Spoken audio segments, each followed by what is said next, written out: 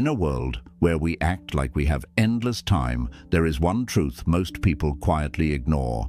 Life can end at any moment, without warning, without preparation, without giving you a second chance to fix what you wasted.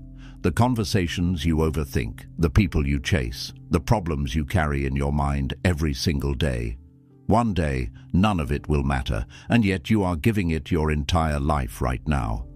Have you ever noticed how much of your time is spent inside your own head, replaying things that already happened, worrying about things that may never happen, and holding on to people who have already shown you they don't value you? Buddhism teaches that suffering is not caused by life itself, but by attachment, by clinging, by refusing to let go of what is already gone or what was never meant to stay. What if the real problem is not your life, but the way your mind refuses to release what is hurting you? What if freedom begins the moment you finally understand that life is too short to be spent on things that drain your peace? Before it's too late, you must learn to let go. 2. Let go of people who drain your energy. Not everyone in your life is meant to stay forever, and one of the hardest things to accept is that some people are only part of your journey, not your final destination. They come into your life to teach you something, to shape you, or to show you what you truly need, but that does not mean they are meant to grow with you. Still, many people hold on, trying to fix what is already broken, explaining themselves again and again, and chasing relationships that only bring stress, confusion, and emotional exhaustion. Instead of feeling supported, you feel drained, like you are constantly giving but rarely receiving peace in return. Buddhism teaches non-attachment, not because relationships are unimportant, but because holding on to the wrong people creates deep suffering. When your happiness depends on how someone treats you, responds to you, or values you, you slowly lose control over your own mind. Their actions begin to control your mood, your thoughts, and your sense of self-worth. And without realizing it, you give them power over your inner peace. Letting go does not mean you hate them or erase the memories you shared. It simply means you choose yourself.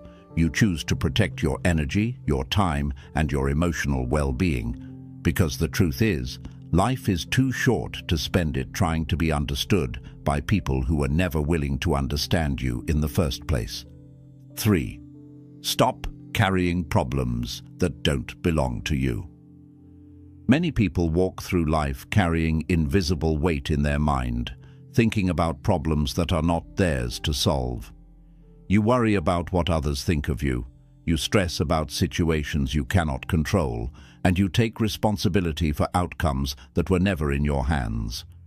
Slowly, your mind becomes crowded, not because life is too heavy, but because you are holding things that were never meant for you.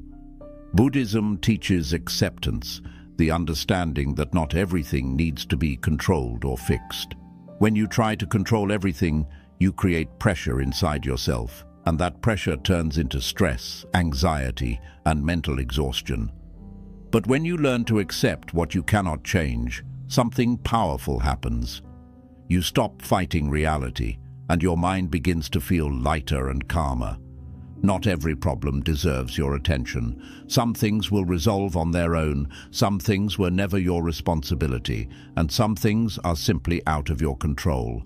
The moment you stop carrying what is not yours, you create space for peace, clarity, and a much simpler life. 4. Overthinking is stealing your life. Overthinking feels like you are trying to solve your life, but in reality, it is slowly taking your life away from you. It gives you the illusion that if you just think a little more, analyze a little deeper, or replay the situation one more time, you will finally find peace or control. But what actually happens is the opposite. Your mind becomes more crowded, your emotions become heavier, and simple moments that should feel calm and easy start to feel complicated and stressful. Have you ever noticed how one small thing can take over your entire day?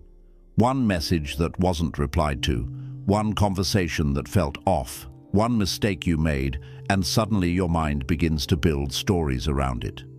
You start asking questions that have no clear answers, creating scenarios that may never happen, and trying to understand things that don't even need to be understood. What started as a small thought slowly turns into stress, and that stress begins to control your mood, your focus, and your peace. Buddhism describes this as the restless mind, often called the monkey mind, a mind that jumps from one thought to another without ever staying still. The more you follow it, the more it pulls you away from the present moment. Instead of living your life, you are stuck inside your head, watching life pass by while you are busy thinking about it. And the truth is, most of what you are thinking about will never matter in the long run. Most fears don't come true, most worries fade away, and most situations resolve themselves without all the mental noise you create. Overthinking also keeps you stuck in the past and afraid of the future at the same time.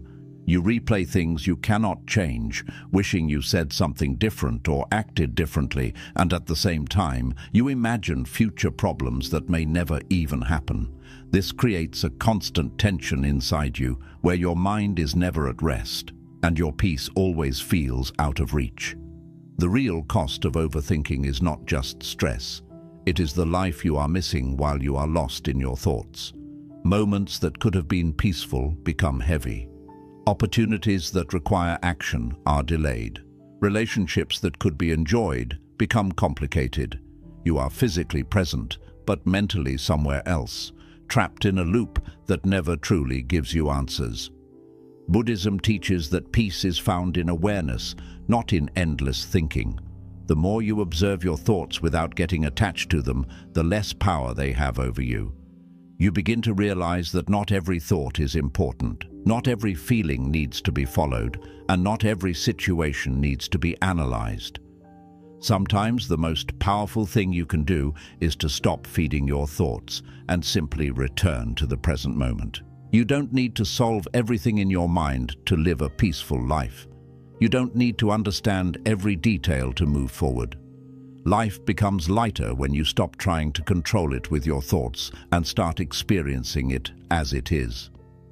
Because the truth is simple, the more you overthink, the less you actually live.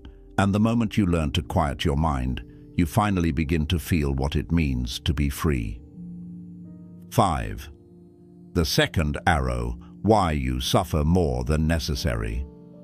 In Buddhism, there is a powerful teaching known as the second arrow, and once you truly understand it, you begin to see your suffering in a completely different way. The first arrow is the pain that life gives you, the things you cannot always avoid.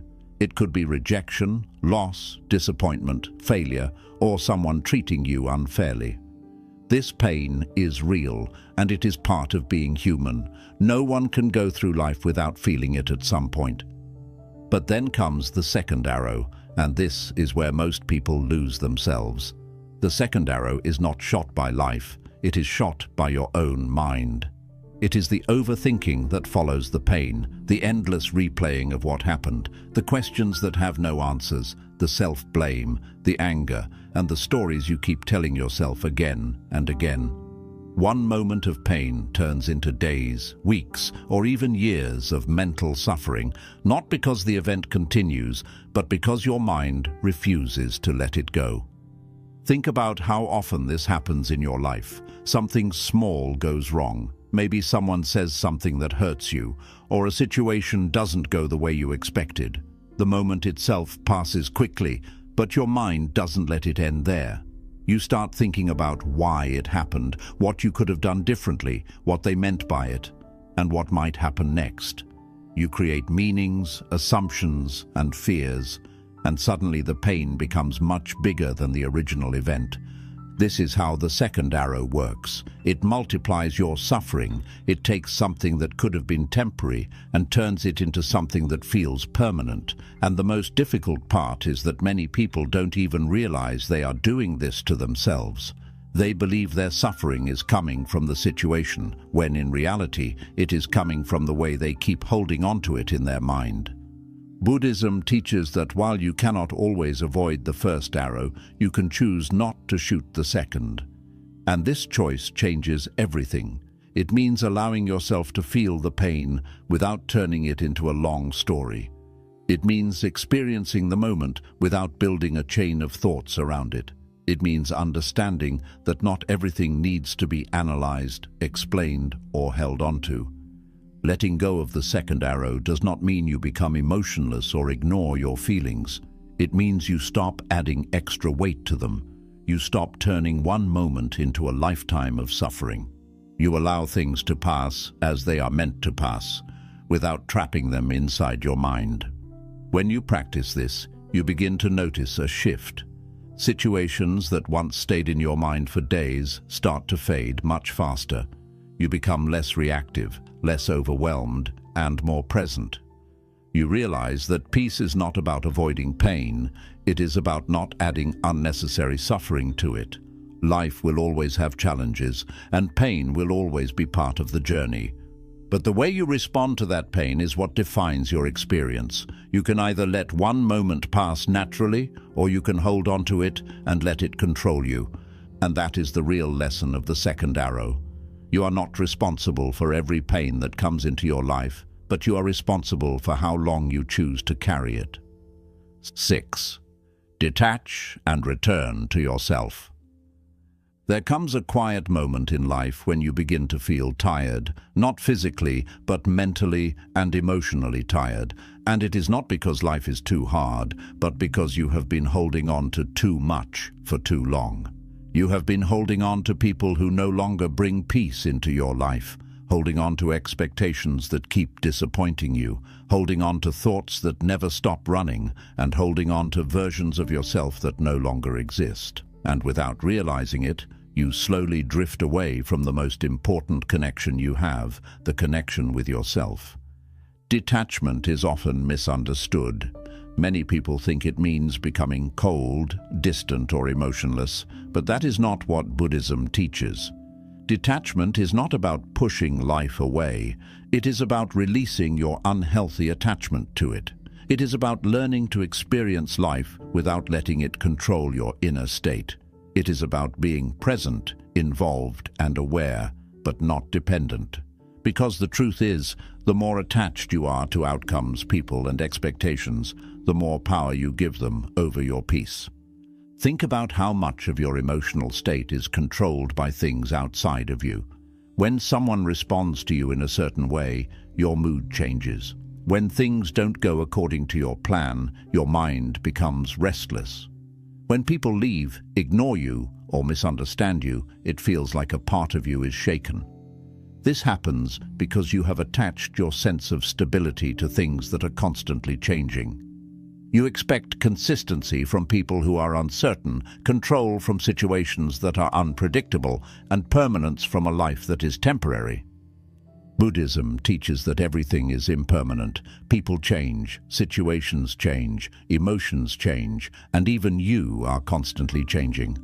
When you try to hold on to something that is naturally meant to change, you create resistance, and that resistance becomes suffering. But when you accept that change is part of life, you begin to loosen your grip. You stop trying to control everything, and instead, you learn to flow with life. Detachment is the moment you stop chasing and start observing. It is when you stop forcing things to work and allow them to reveal their true nature. You begin to see people for who they really are, not for who you want them to be. You stop expecting others to complete you, validate you, or constantly understand you. And as you release these expectations, something inside you becomes lighter. Returning to yourself means reconnecting with your own inner stability. It means finding a sense of calm that does not depend on anyone's presence or behavior. It means realizing that your peace is not something others give you, it is something you protect within yourself. When you stop giving away your energy to everything around you, you begin to feel whole again. There is a powerful freedom in no longer needing constant reassurance, attention, or approval. You no longer feel the urge to explain yourself to people who don't understand you. You no longer feel the need to chase closure from those who have already moved on. You no longer feel controlled by every small change in your environment.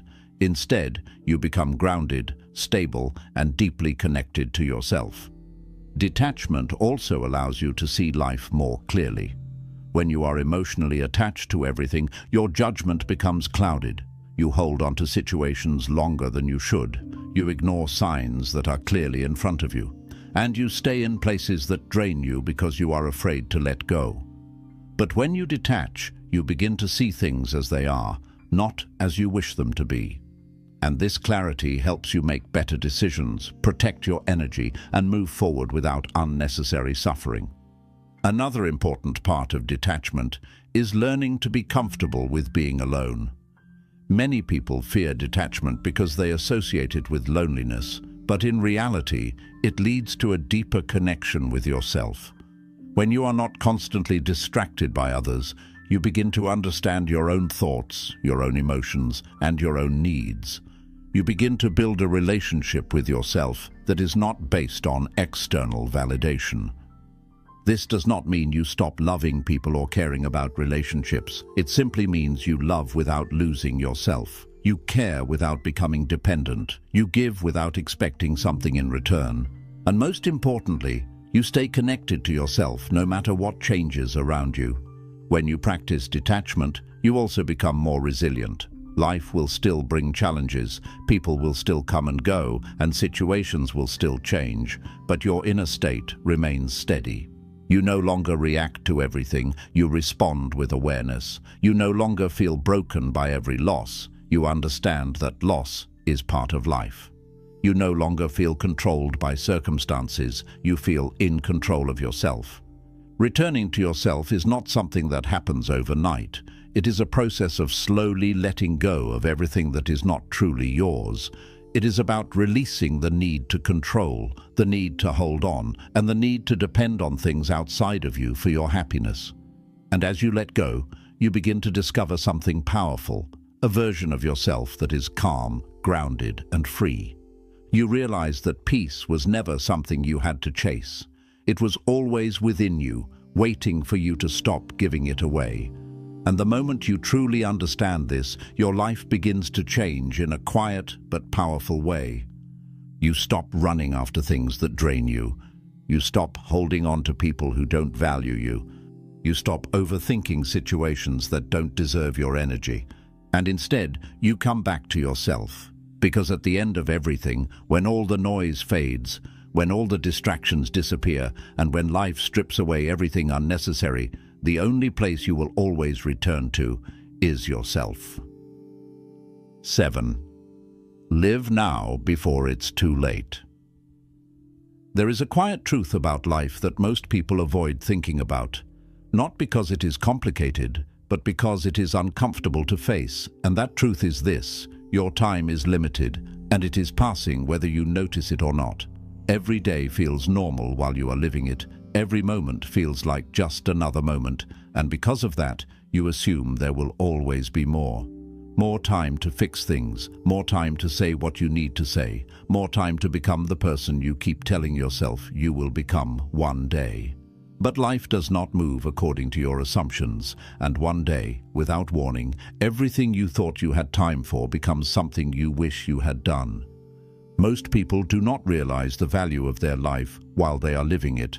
They realize it later, when time has already passed, when opportunities are gone, when people are no longer there, and when moments that once felt ordinary become memories they wish they could return to.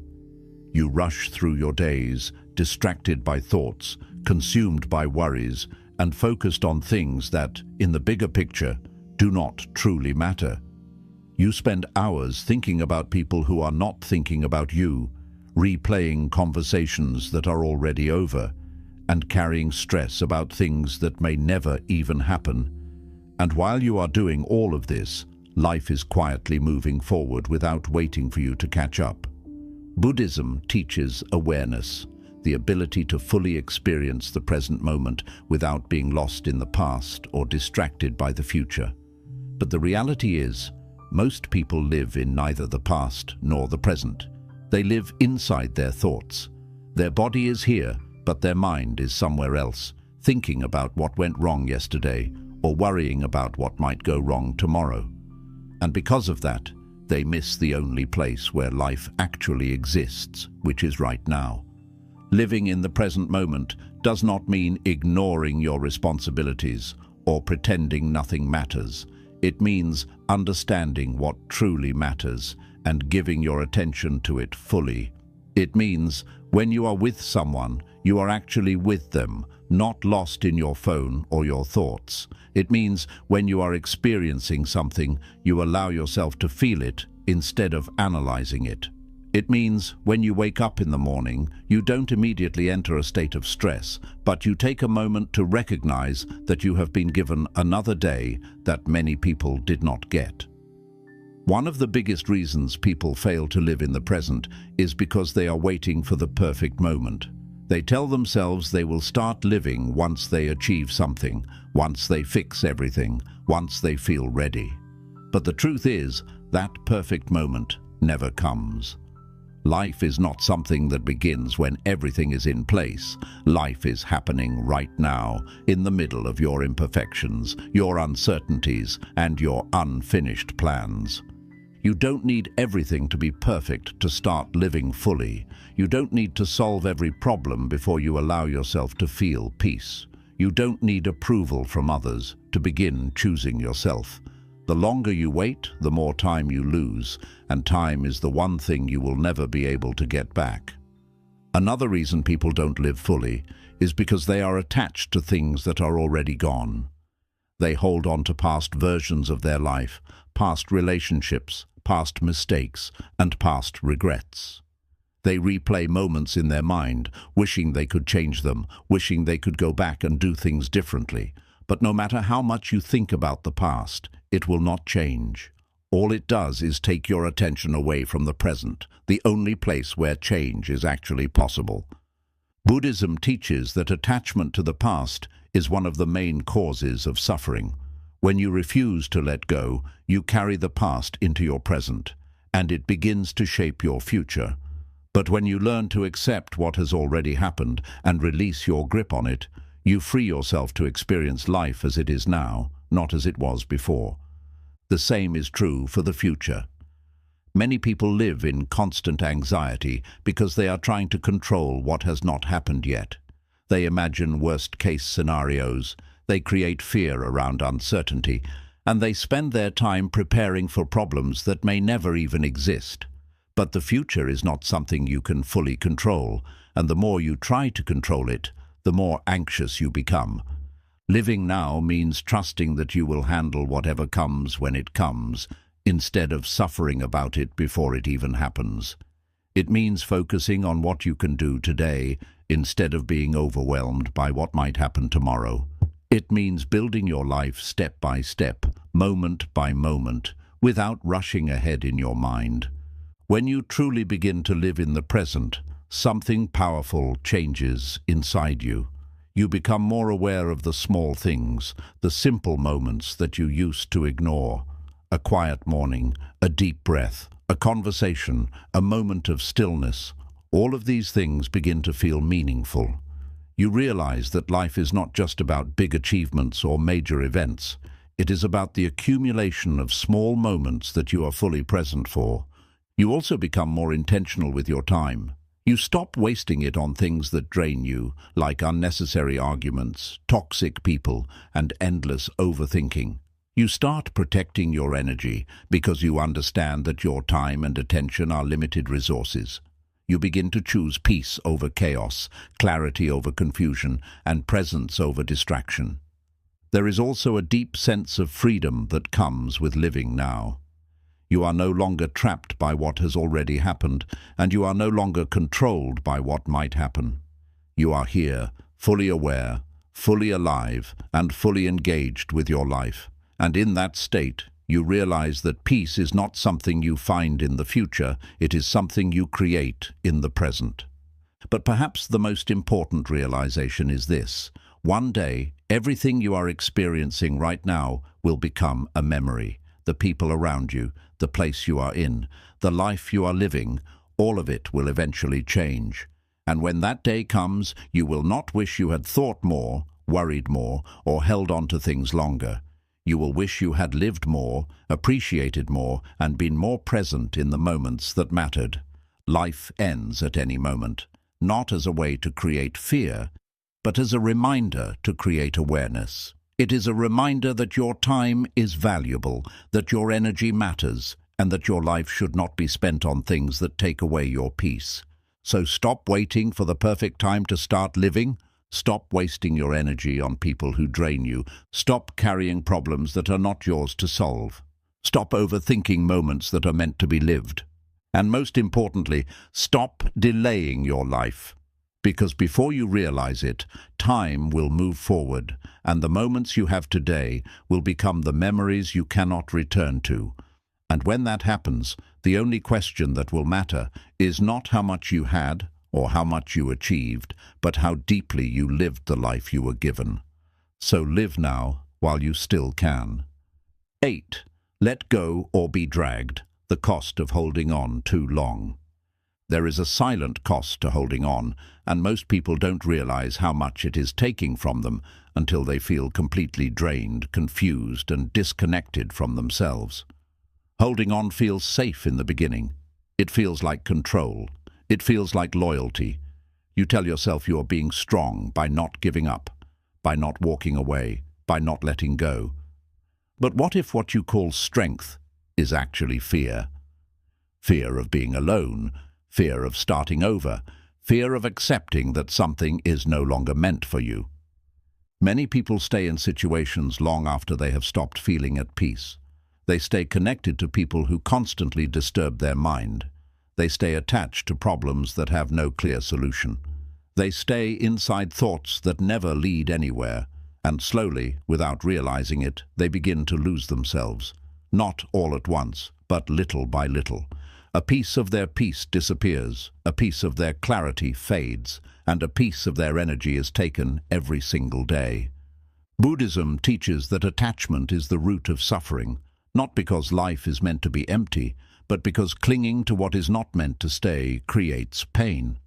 The more tightly you hold on to something that is already slipping away, the more it hurts you.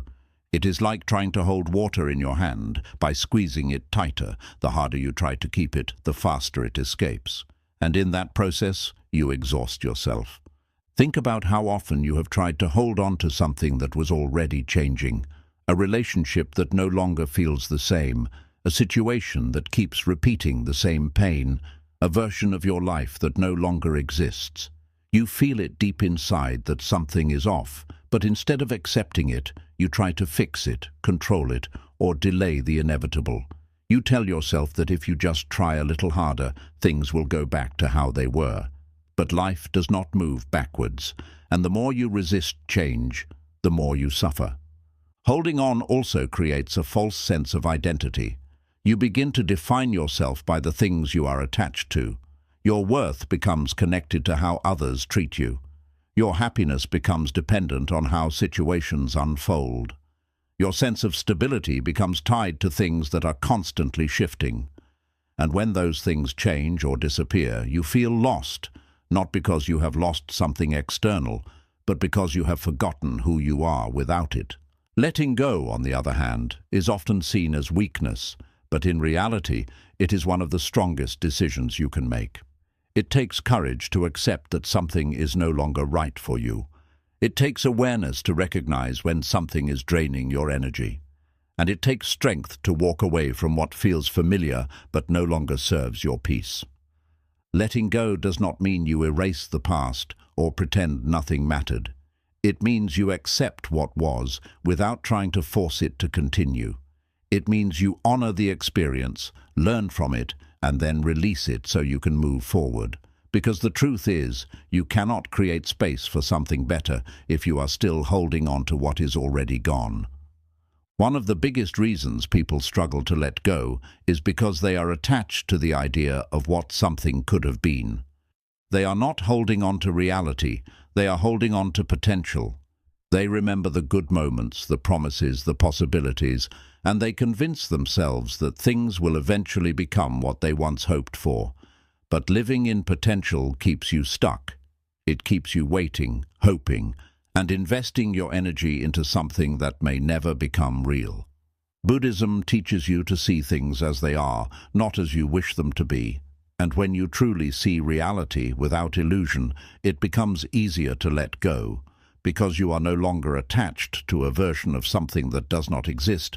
You are responding to what is actually in front of you. Another hidden cost of holding on is the energy it consumes. Every thought you give to something that is no longer serving you is energy taken away from your growth.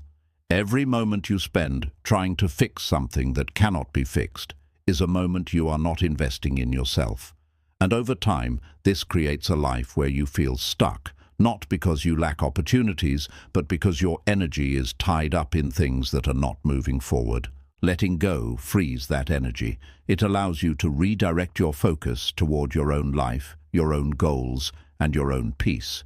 It creates space for clarity, for new experiences, and for a deeper connection with yourself. And most importantly, it allows you to move forward instead of staying stuck in the same cycle. There is also a deep sense of relief that comes with letting go. At first, it may feel uncomfortable, even painful. You may feel uncertain, like you have lost something important. But over time, you begin to notice a shift. Your mind becomes quieter. Your emotions become more stable. You no longer feel constantly pulled in different directions. And in that space, you begin to feel something you may not have felt in a long time: peace. Letting go also teaches you an important lesson about life, that not everything is meant to stay, and that is okay. Some people are meant to teach you something and then leave. Some situations are meant to shape you and then change. Some chapters of your life are meant to end so that new ones can begin. When you accept this, you stop fearing change and you start understanding it. You begin to trust that letting go is not the end, but the beginning of something new. You begin to see that every time you release something that is not aligned with you, you create space for something that is. And even if you don't immediately know what that is, you trust that life is moving you in the direction you need to go. But perhaps the most powerful part of letting go is the return to yourself. When you are no longer holding on to everything around you, you begin to reconnect with who you are. You remember what you value, what brings you peace, and what truly matters to you.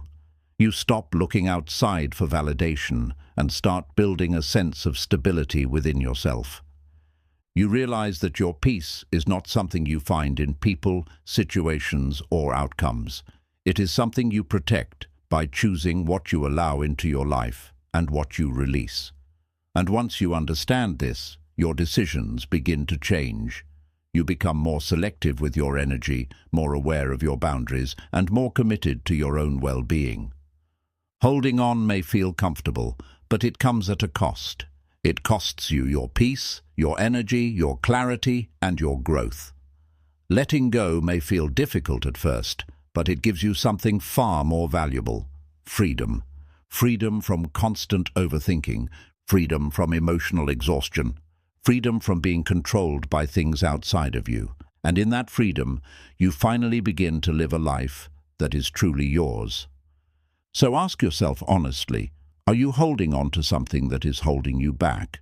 Are you staying in a place that no longer brings you peace? Are you carrying something that is draining your energy every single day? If the answer is yes, then the lesson is simple but not easy. Let go or be dragged, because life will continue to move forward with or without your permission. And the longer you hold on to what is not meant for you, the more it will pull you away from the life you are meant to live. But the moment you decide to release it, everything begins to change. Not all at once, but enough for you to feel it, enough for you to breathe again, enough for you to finally move forward. And that is where your real life begins. 9. Choose peace over everything, the life most people realize too late. There comes a moment in life, sometimes quietly and sometimes through pain, when you begin to see everything differently. It is not because the world has changed, but because your awareness has deepened. You start to notice how much of your life has been spent chasing things that never truly gave you peace. You notice how many of your decisions were based on fear, on attachment, on the need to be accepted, understood, or validated by others. And slowly, a realization begins to grow inside you, a realization that most people only come to understand when it is already too late, and that is this: nothing is more valuable than your peace.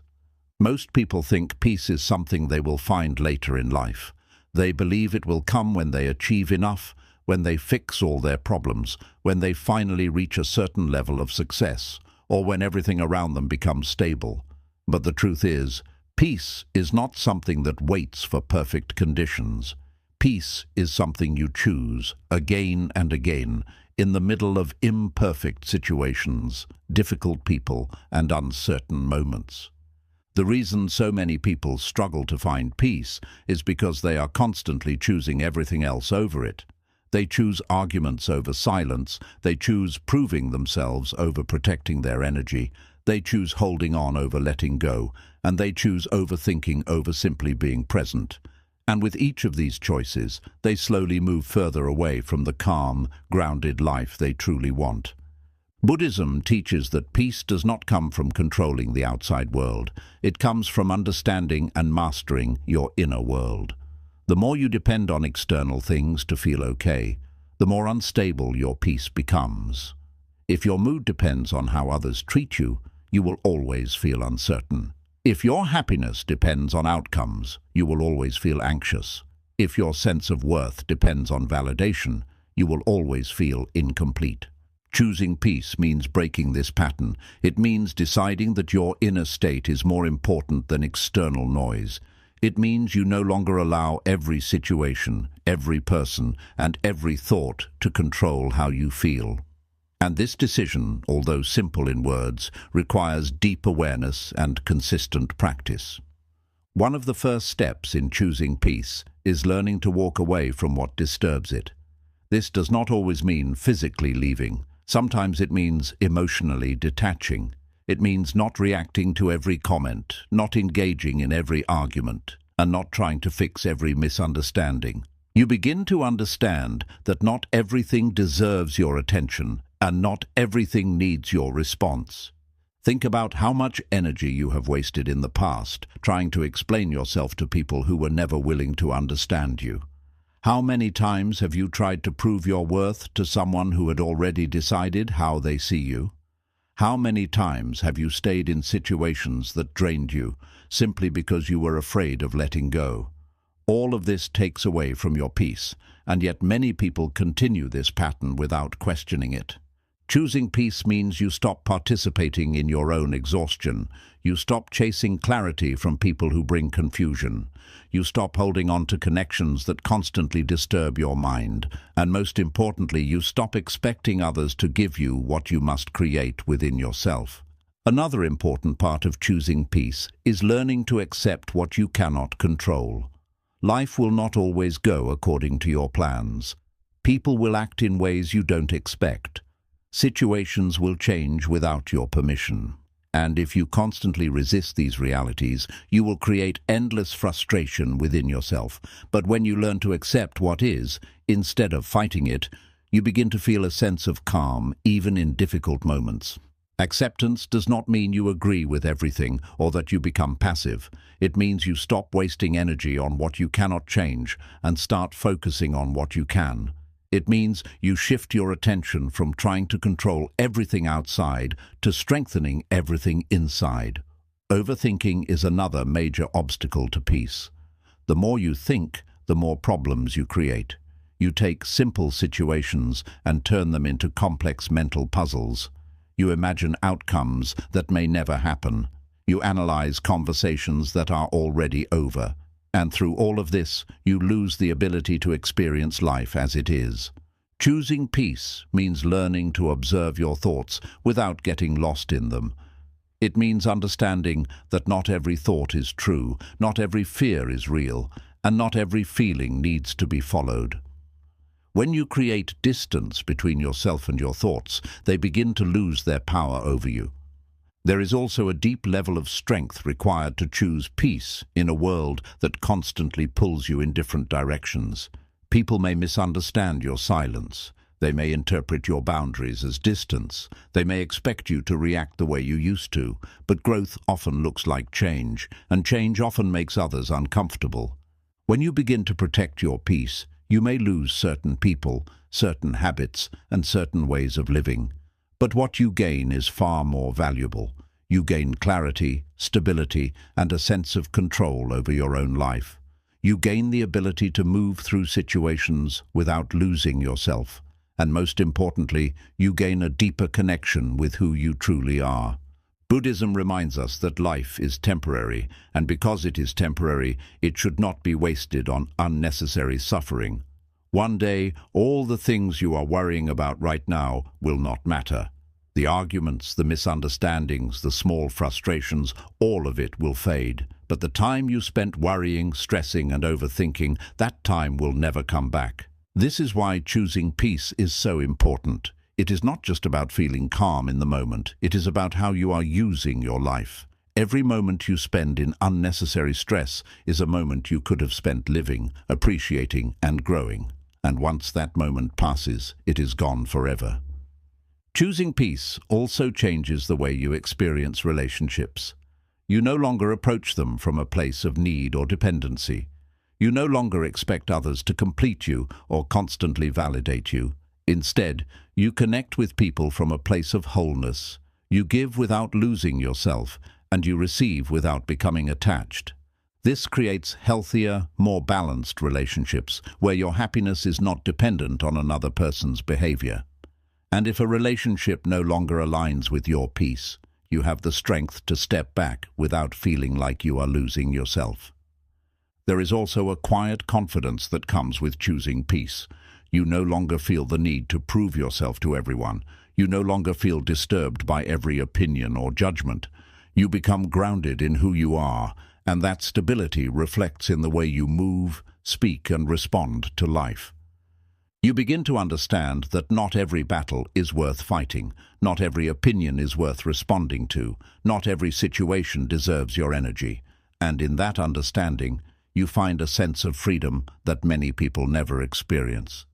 Choosing peace is not something you do once. It is something you practice daily, in small decisions. It is choosing not to react when you are triggered. It is choosing to let go when you feel the urge to hold on. It is choosing to focus on the present, instead of getting lost in thoughts. It is choosing yourself again and again, even when it feels uncomfortable. Over time, these small choices begin to shape your life. You become less reactive, less overwhelmed, and more present. You begin to notice that your mind is quieter, your emotions are more stable, and your life feels simpler. And perhaps the most powerful realization is this: peace was never something you had to search for outside. It was always within you, hidden beneath the noise, the attachment, and the constant need to control everything. The moment you stop feeding that noise, the moment you release what does not serve you, and the moment you choose yourself over everything that drains you, that peace begins to surface. So before it's too late, before time passes, and you look back with regret, make a different choice. Choose peace over arguments. Choose peace over proving yourself. Choose peace over holding on to what hurts you. Choose peace over overthinking every small detail. Because at the end of your life, you will not wish you had worried more, argued more, or held on longer. You will wish you had lived with more peace. And the truth is, you can start doing that right now. 10. Wake up before it's too late. The life you're missing while you're busy thinking. There is something deeply unsettling about the way most people live their lives, not because they are doing something obviously wrong, but because they are not fully aware of what they are losing every single day. Life is not taken away from you all at once. It is taken in small, quiet moments, moments you don't notice because you are distracted, thinking, worrying, or waiting for something else to happen. And before you realize it, years have passed, opportunities are gone, and the life you could have lived exists only in your imagination. Most people are not living their life, they are thinking about it. They are trapped inside their own mind, constantly analyzing the past, predicting the future, and reacting to things that don't even exist yet. Their body is present, but their awareness is somewhere else. They wake up and immediately enter a state of mental noise. They go through their day carrying stress that has nothing to do with the present moment. They go to sleep, still thinking about things they cannot change. And this cycle repeats, day after day, until it becomes normal.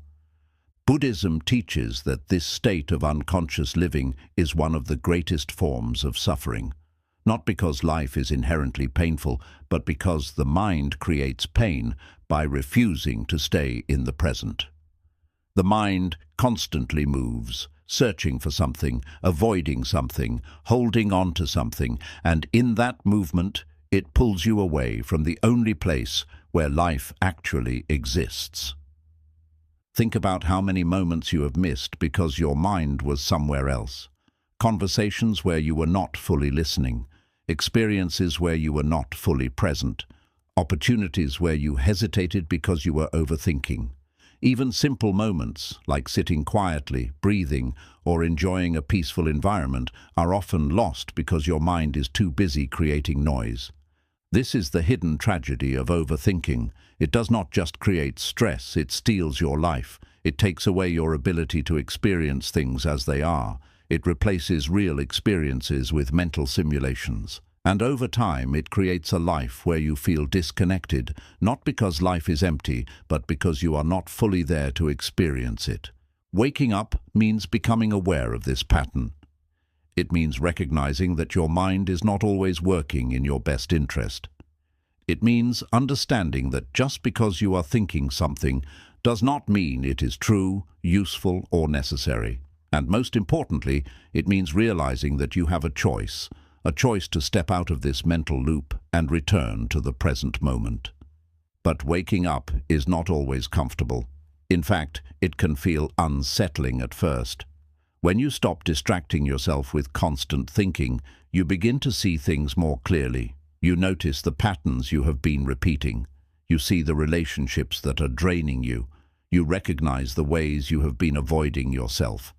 And this awareness can be difficult to face. Many people prefer to stay distracted because it feels easier than confronting reality. It feels easier to keep thinking than to sit in silence. It feels easier to stay busy than to slow down and reflect. But this avoidance comes at a cost, the cost of your clarity, your growth, and your peace. Buddhism encourages you to face reality as it is, without adding extra layers of fear, judgment, or resistance. When you see things clearly, without distortion, you gain the ability to respond instead of react. You stop being controlled by your thoughts, and you start observing them. You stop being trapped in your emotions, and you begin to understand them. One of the most powerful ways to wake up is to bring your attention back to the present moment again and again. It sounds simple, but it requires practice. Your mind will try to pull you back into thinking, into worrying, into analyzing. But each time you notice this, you have an opportunity to return. You return to your breath, to your surroundings, to what is actually happening right now. You begin to feel life instead of just thinking about it. You notice the small details, the way the air feels, the sounds around you, the presence of the moment. And slowly, this awareness becomes stronger. When you are present, your mind becomes quieter. Not completely silent, but less overwhelming. Thoughts still come, but they no longer control you. Emotions still arise, but they pass more easily. You begin to experience a sense of calm that is not dependent on external conditions. Waking up also changes the way you approach problems. Instead of getting lost in endless thinking, you focus on what can actually be done. You take action where it is possible, and you let go where it is not. This creates a sense of balance, where you are engaged with life, but not overwhelmed by it. You also begin to see the impermanence of everything more clearly. You realize that situations change, people change, and even your own thoughts and emotions are constantly shifting. This understanding helps you detach from things that used to control you. You no longer feel the need to hold on to everything, because you see that nothing is meant to stay exactly as it is. Another important aspect of waking up is letting go of the idea that life should be a certain way. Many people suffer because reality does not match their expectations. They have a picture in their mind of how things should be, and when life does not follow that script, they feel frustrated, disappointed, or lost. But life is not meant to follow a fixed plan. It is unpredictable, constantly changing, and often uncertain. When you accept this, instead of resisting it, you begin to move with life instead of against it. You become more flexible, more open, and more resilient. Waking up also brings a deeper sense of gratitude. When you are fully present, you begin to appreciate things that you used to overlook. You realize that even ordinary moments have value. You notice the beauty in simplicity, the peace in stillness, and the richness of being alive. This does not mean life becomes perfect. There will still be challenges, difficulties, and moments of pain. But your relationship with these experiences changes. You no longer see them as something that should not exist. Instead, you accept them as part of life, and this acceptance reduces your suffering. One of the biggest regrets people have at the end of their life is not that they failed or struggled, but that they were not fully present. They regret the time they spent worrying instead of living. They regret the moments they missed because they were distracted. They regret not appreciating what they had when they had it. And this is why waking up now is so important. Because the longer you stay unconscious, the more life you lose. Not in a dramatic way, but in small, unnoticed moments that add up over time. Every day you have is an opportunity to live differently, not by making huge changes all at once, but by becoming more aware of how you are spending your time and energy, by noticing when you are lost in thought and gently bringing yourself back, by choosing presence over distraction, clarity over confusion, and peace over constant mental noise. You don't need to wait for a major event to wake up. You don't need a crisis to realize what matters. You can start right now, in this moment, by simply becoming aware. Aware of your thoughts, aware of your surroundings, aware of your life as it is happening. Because the truth is, life is not something that will begin in the future. It is not something that exists in your thoughts. It is happening right now, in this moment, whether you are fully present for it or not. And one day, this moment will be gone. So wake up before it's too late. Not with fear, but with awareness.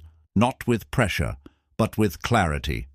Not by trying to control everything, but by learning to fully experience what is already here. Because when you truly wake up, you realize something that changes everything. You were never missing life. You were just not fully there to experience it. And now, you finally are. 11.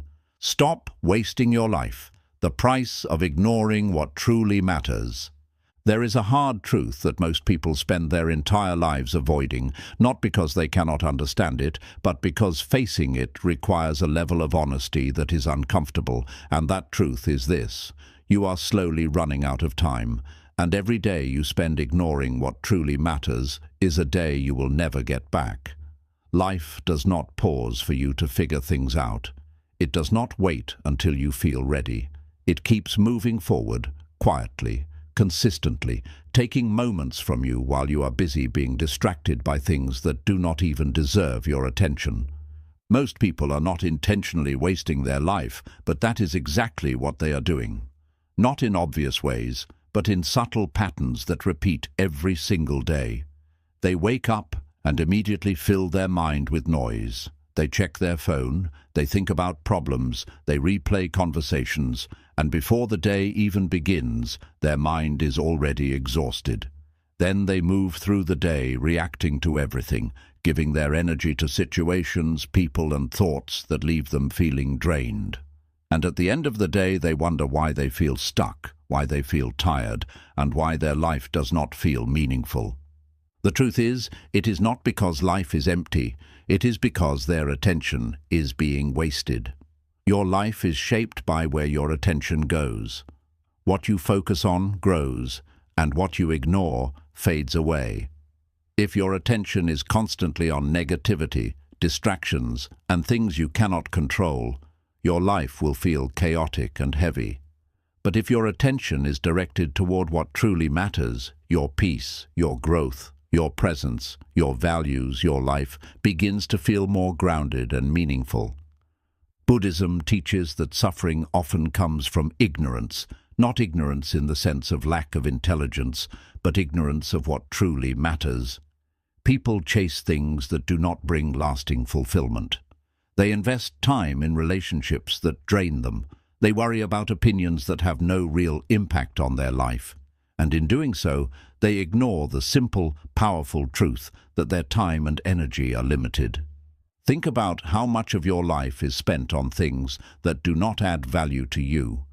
How many hours are lost in overthinking, comparing yourself to others, seeking validation, or holding on to situations that no longer serve you? How often do you delay what is important because you are caught up in what is urgent but meaningless?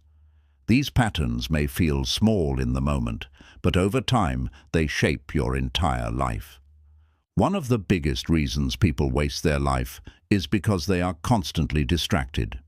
They are always looking for something to occupy their mind, something to escape into, something to avoid facing themselves. Silence feels uncomfortable, so they fill it with noise. Stillness feels unfamiliar, so they replace it with constant activity. But in avoiding silence and stillness, they also avoid clarity. Clarity comes when you slow down. It comes when you allow yourself to sit with your thoughts without running away from them. It comes when you step back and observe your life instead of constantly reacting to it. But this requires you to face things you may have been avoiding, your habits, your patterns, your attachments, and your fears. Another reason people waste their life is because they are living according to expectations that are not truly their own. They follow paths that others expect from them. They make decisions based on what will be accepted, approved, or admired. And in doing so, they lose connection with what they actually want, what actually matters to them, and what would truly bring them peace. Buddhism encourages you to look inward, to understand yourself beyond external influences. When you begin to understand your own values, your own priorities, and your own sense of purpose, you start making decisions that align with your true self. And this alignment creates a sense of peace that cannot be found through external approval. Wasting your life is not always about doing nothing. Sometimes it is about doing too much of the wrong things. It is about being busy, but not being present. It is about being productive, but not being fulfilled. It is about constantly moving without ever feeling like you are actually living. Many people fill their time with activity to avoid feeling empty. But activity without awareness does not create meaning. It only creates more distraction. Meaning comes from being fully present in what you are doing, from understanding why you are doing it, and from feeling connected to it. Another hidden way people waste their life is by holding on to things for too long. They stay in relationships that no longer bring them peace. They hold on to past mistakes and let them define their future. They keep trying to fix situations that are not meant to be fixed, and in doing so, they prevent themselves from moving forward. Letting go is not just about releasing something, it is about creating space. Space for growth, space for clarity, and space for new experiences. When you hold on to everything, there is no room for anything new to enter your life. And this creates a cycle where you feel stuck, not because there are no opportunities, but because you are not allowing yourself to move forward. Time is one of the most valuable things you have, but it is also the easiest to waste because you cannot see it being taken from you. It does not make noise when it passes. It does not warn you when it is running out. It simply moves forward moment by moment, whether you are aware of it or not. And one day, you will look back. You will look back at how you spent your time. You will look back at what you gave your energy to. You will look back at what you held on to and what you let go of. And in that moment, what will matter is not how busy you were, or how much you worried, or how many things you tried to control. What will matter is how present you were, how deeply you lived, and how much peace you allowed yourself to experience. Buddhism teaches that life is happening right now, not in the past, not in the future, but in this moment. And the more you become aware of this, the more intentional your life becomes. You start making choices that reflect what truly matters. You start letting go of things that do not serve you. You start protecting your energy because you understand its value. This does not mean your life becomes perfect. There will still be challenges, difficulties, and moments of uncertainty. But your relationship with these experiences changes. You no longer see them as something that should not exist. You see them as part of the journey, something to learn from, something to move through, not something to get stuck in. The real shift happens when you stop living on autopilot, when you stop repeating the same patterns without questioning them, when you stop reacting to everything and start responding with awareness. This is where your life begins to change, not through big, dramatic actions, but through small, consistent choices, choosing to be present instead of distracted, choosing to let go instead of holding on, choosing peace instead of unnecessary stress. These choices may seem small, but over time, they create a completely different life. You begin to feel more connected to yourself. You begin to experience more clarity and less confusion. You begin to find meaning in simple moments instead of constantly searching for something more. And perhaps the most important change is this: you stop feeling like you are wasting your life, because you are no longer waiting for something to happen. You are no longer delaying your happiness. You are no longer giving your energy to things that take away your peace. You are living fully in the present moment. So take a moment and ask yourself honestly, where is your life going right now? Not where you hope it will go, not where others expect it to go, but where it is actually going based on how you are living today. Are you investing your time in what truly matters? Are you protecting your energy or giving it away freely? Are you living with awareness, or are you lost in distraction? These questions are not meant to create pressure, they are meant to create clarity. Because once you see clearly, you can choose differently. And that choice, the choice to stop wasting your life and start living it with awareness, is one of the most powerful decisions you can ever make. Before it's too late, make that decision. Not tomorrow, not when things feel easier, not when everything is perfect, but now. Because this moment, the one you are in right now, is your life, and how you choose to live it will define everything. 12. The final truth. Nothing you hold on to will stay, so live free now. There is a truth so simple, yet so deeply avoided, that once you truly understand it, your entire way of living begins to change. It is not a complicated idea, not something hidden or difficult to learn, but something so obvious that most people overlook it every single day. And that truth is this: nothing you are holding on to right now is meant to stay forever. Not the people, not the problems, not the emotions, not even the version of you that you are today. Everything is temporary, constantly changing, slowly moving forward, whether you accept it or not.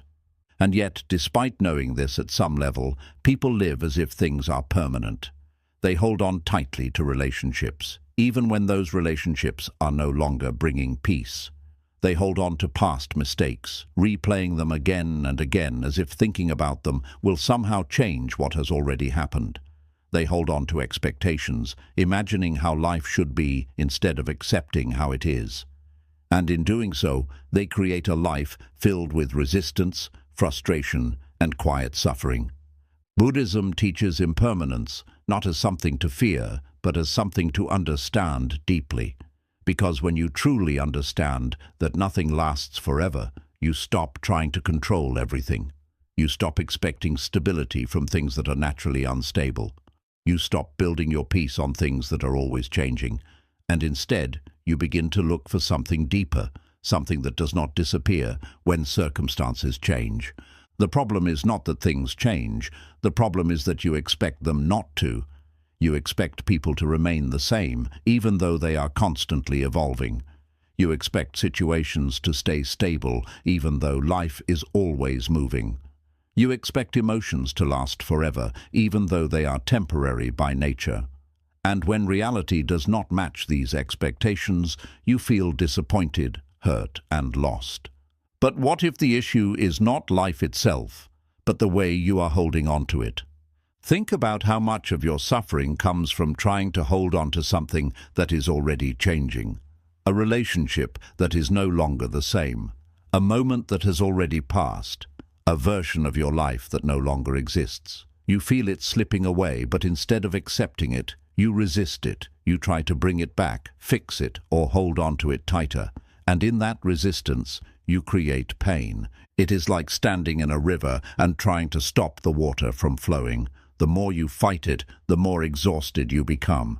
But the moment you stop resisting and allow the water to move, something shifts. You are no longer fighting life. You are moving with it. This is what it means to live with awareness of impermanence. It does not mean you stop caring about things. It means you care without clinging. You appreciate without trying to control. You experience without trying to freeze the moment in time, because you understand that everything you're experiencing is temporary, and that is exactly what makes it meaningful. When you truly accept that nothing lasts forever, you begin to live differently. You stop delaying your happiness, thinking you will enjoy life later. You stop holding back your words, assuming there will always be another chance to say them. You stop wasting your energy on things that do not matter, because you understand how valuable your time really is. You begin to appreciate the present moment more deeply. A simple conversation, a quiet moment, a breath of fresh air. These things no longer feel ordinary because you know they will not last forever. And instead of rushing through them, you allow yourself to fully experience them. At the same time, you also become less affected by things that once disturbed you. Problems feel lighter because you know they will pass. Emotions feel less overwhelming because you understand they are temporary. Even difficult situations begin to feel more manageable because you are no longer trying to make them permanent in your mind. This is where true freedom begins, not when life becomes perfect, but when you stop expecting it to be. Not when everything stays the same, but when you learn to flow with change. Not when you control everything, but when you realize you don't need to. Another powerful shift that comes from understanding impermanence is the way you approach relationships. You no longer take people for granted because you know they will not always be there. You appreciate them while they are present, without becoming dependent on them for your happiness. And if they leave, you allow yourself to feel the loss. But you do not let it destroy you, because you understand that change is part of life.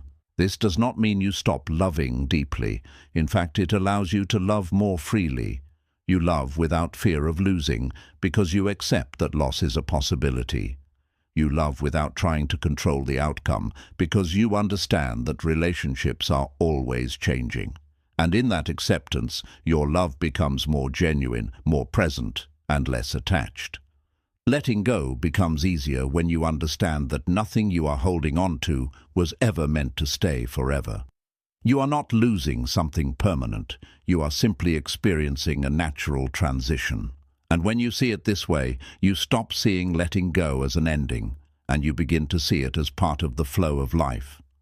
One of the biggest reasons people struggle to let go is because they believe that holding on will somehow preserve what they had.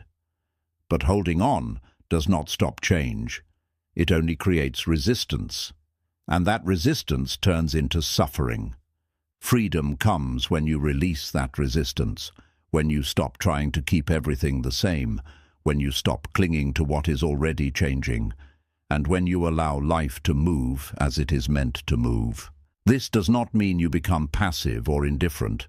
It means you become aware of what you can control and what you cannot, aware of what deserves your energy and what does not, aware of the present moment instead of being lost in the past or the future. And perhaps the most important awareness is this: your life is happening right now, not in your memories, not in your plans, but in this moment. And the more you attach yourself to things that are not here, the more you miss what is. There will come a day when everything you are experiencing now will be gone. The people, the places, the situations, all of it will change. And when that day comes, you will not wish you had held on tighter. You will wish you had been more present, more aware, more alive in the moments you had. So don't wait until it's too late to understand this. Don't wait until something is gone to appreciate it. Don't wait until time has passed to realize its value. Don't wait until life changes to start living fully. Because the truth is, life is always changing, whether you are ready or not. And the only thing you can truly do is decide how you respond to that change. You can resist it and suffer, or you can accept it and find peace.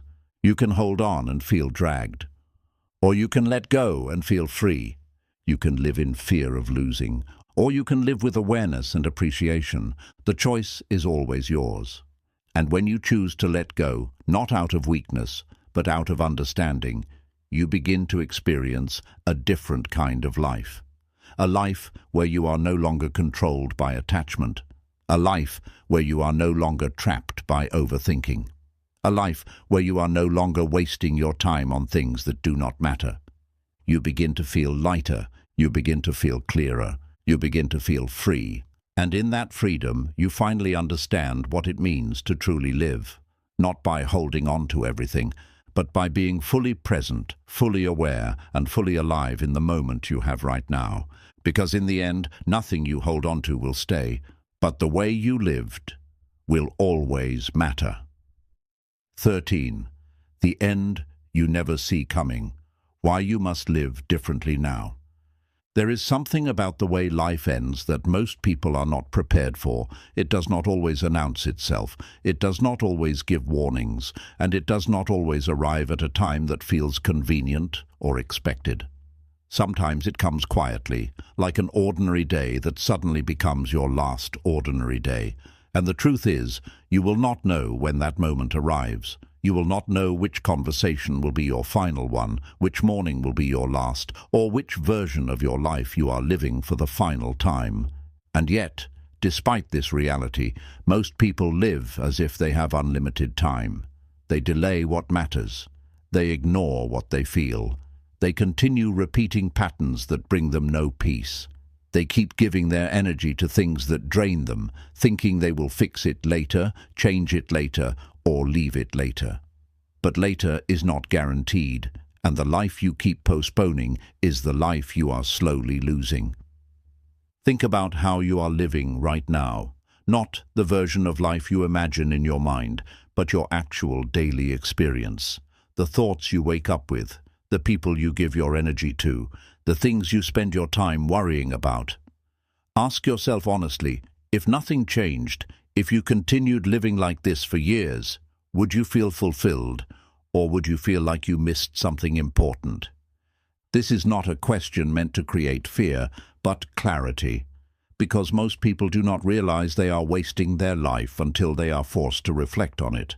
They go through the same routines, the same habits, the same emotional patterns, without ever stepping back to ask if this is truly the life they want to live. Buddhism teaches awareness of death, not as something negative, but as something that brings you closer to life. When you truly understand that your time is limited, you stop taking it for granted. You stop assuming there will always be another chance.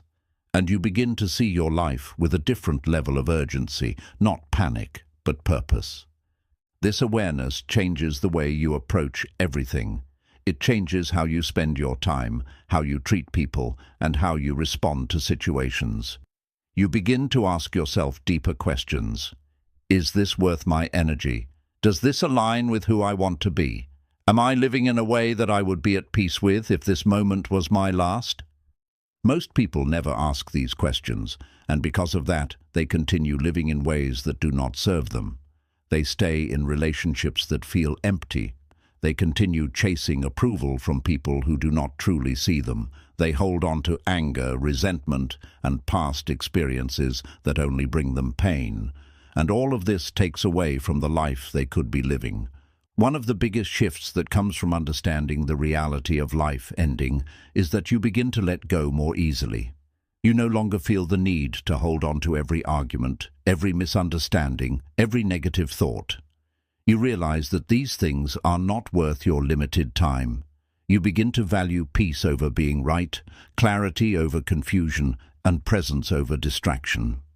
Imagine looking back at your life from the end. Imagine seeing all the moments you spent overthinking, all the energy you gave to people who did not value you, all the time you wasted worrying about things that never even happened. Would any of that feel important? Would any of that feel worth it? Or would you wish you had lived differently? Would you wish you had spoken more honestly, loved more freely, and appreciated more deeply?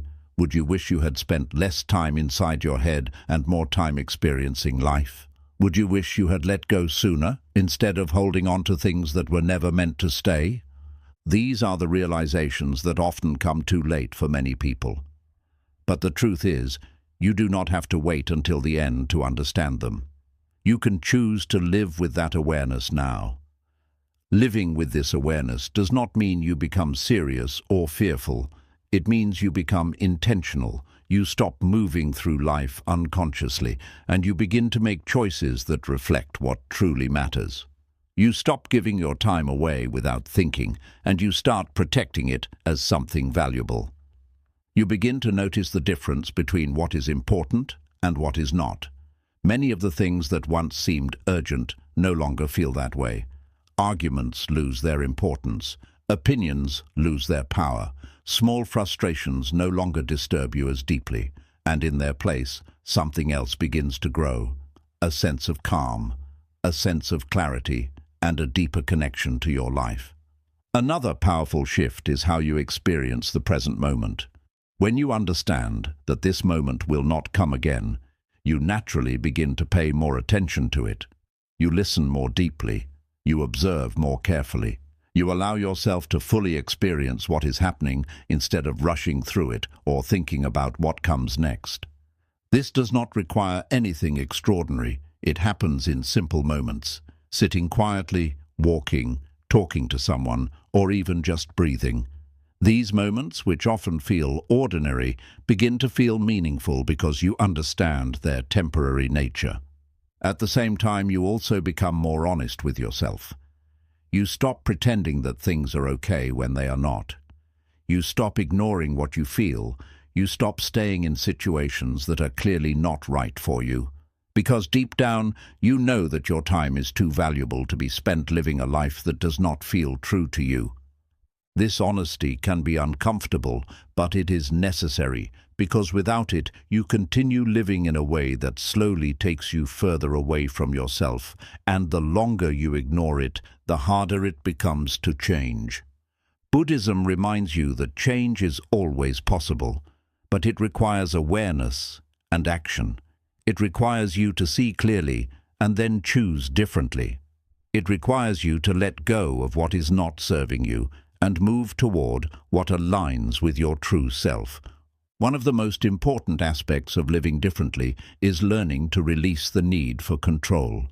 Much of your suffering comes from trying to control things that are not within your control. You try to control how others see you, how situations unfold, and how life moves. But life does not work that way, and the more you try to control it, the more frustrated you become. When you let go of this need, you begin to feel lighter. You focus on what you can control, your actions, your thoughts, your responses, and you allow everything else to be as it is. This creates a sense of balance where you are engaged with life, but not overwhelmed by it.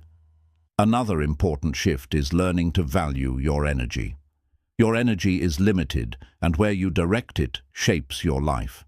If you constantly give it to negativity, overthinking, and unnecessary stress, your life will feel heavy. But if you direct it toward presence, growth, and meaningful experiences, your life will feel more fulfilling. This means being more selective about what you engage with. Not every situation deserves your attention.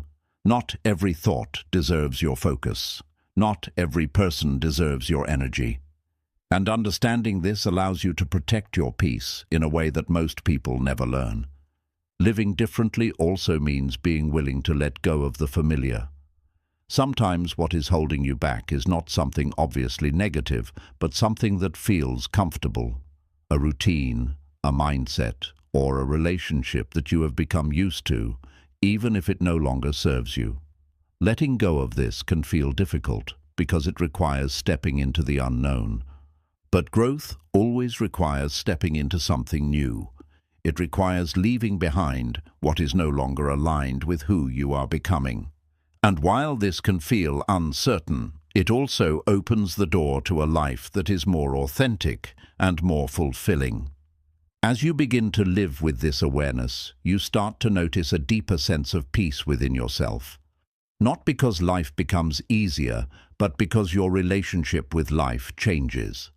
You are no longer fighting against it, trying to control it or getting lost in it. You are experiencing it, moment by moment, with clarity and acceptance. And perhaps the most important realization is this: the life you are living right now is not a rehearsal. It is not a practice run. It is your actual life. Every moment you are in is part of it, and once it passes, it is gone. So if there is something you need to let go of, let it go now. If there is something you need to say it now. If there is a way you want to live, start living it now. Do not wait for the perfect time, because it does not exist. Do not wait for everything to be in place, because it never will be. Do not wait until you feel completely ready, because that feeling may never come. Start where you are with what you have in this moment. Because one day, whether you are ready or not, this life will come to an end. And when that moment arrives, what will matter is not how much you thought about life, but how much you actually lived it. So wake up, become aware, and live differently. Not someday, but now. 14. Become untouchable. The peace no one can take from you. There is a level of peace that most people never experience, not because it is impossible to reach, but because they spend their entire life looking for it in the wrong places. They look for it in people, hoping someone will understand them enough to make them feel complete.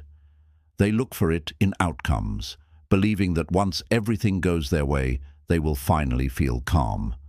They look for it in control, thinking that if they can manage every situation, every reaction, and every detail, they will be safe from stress and pain.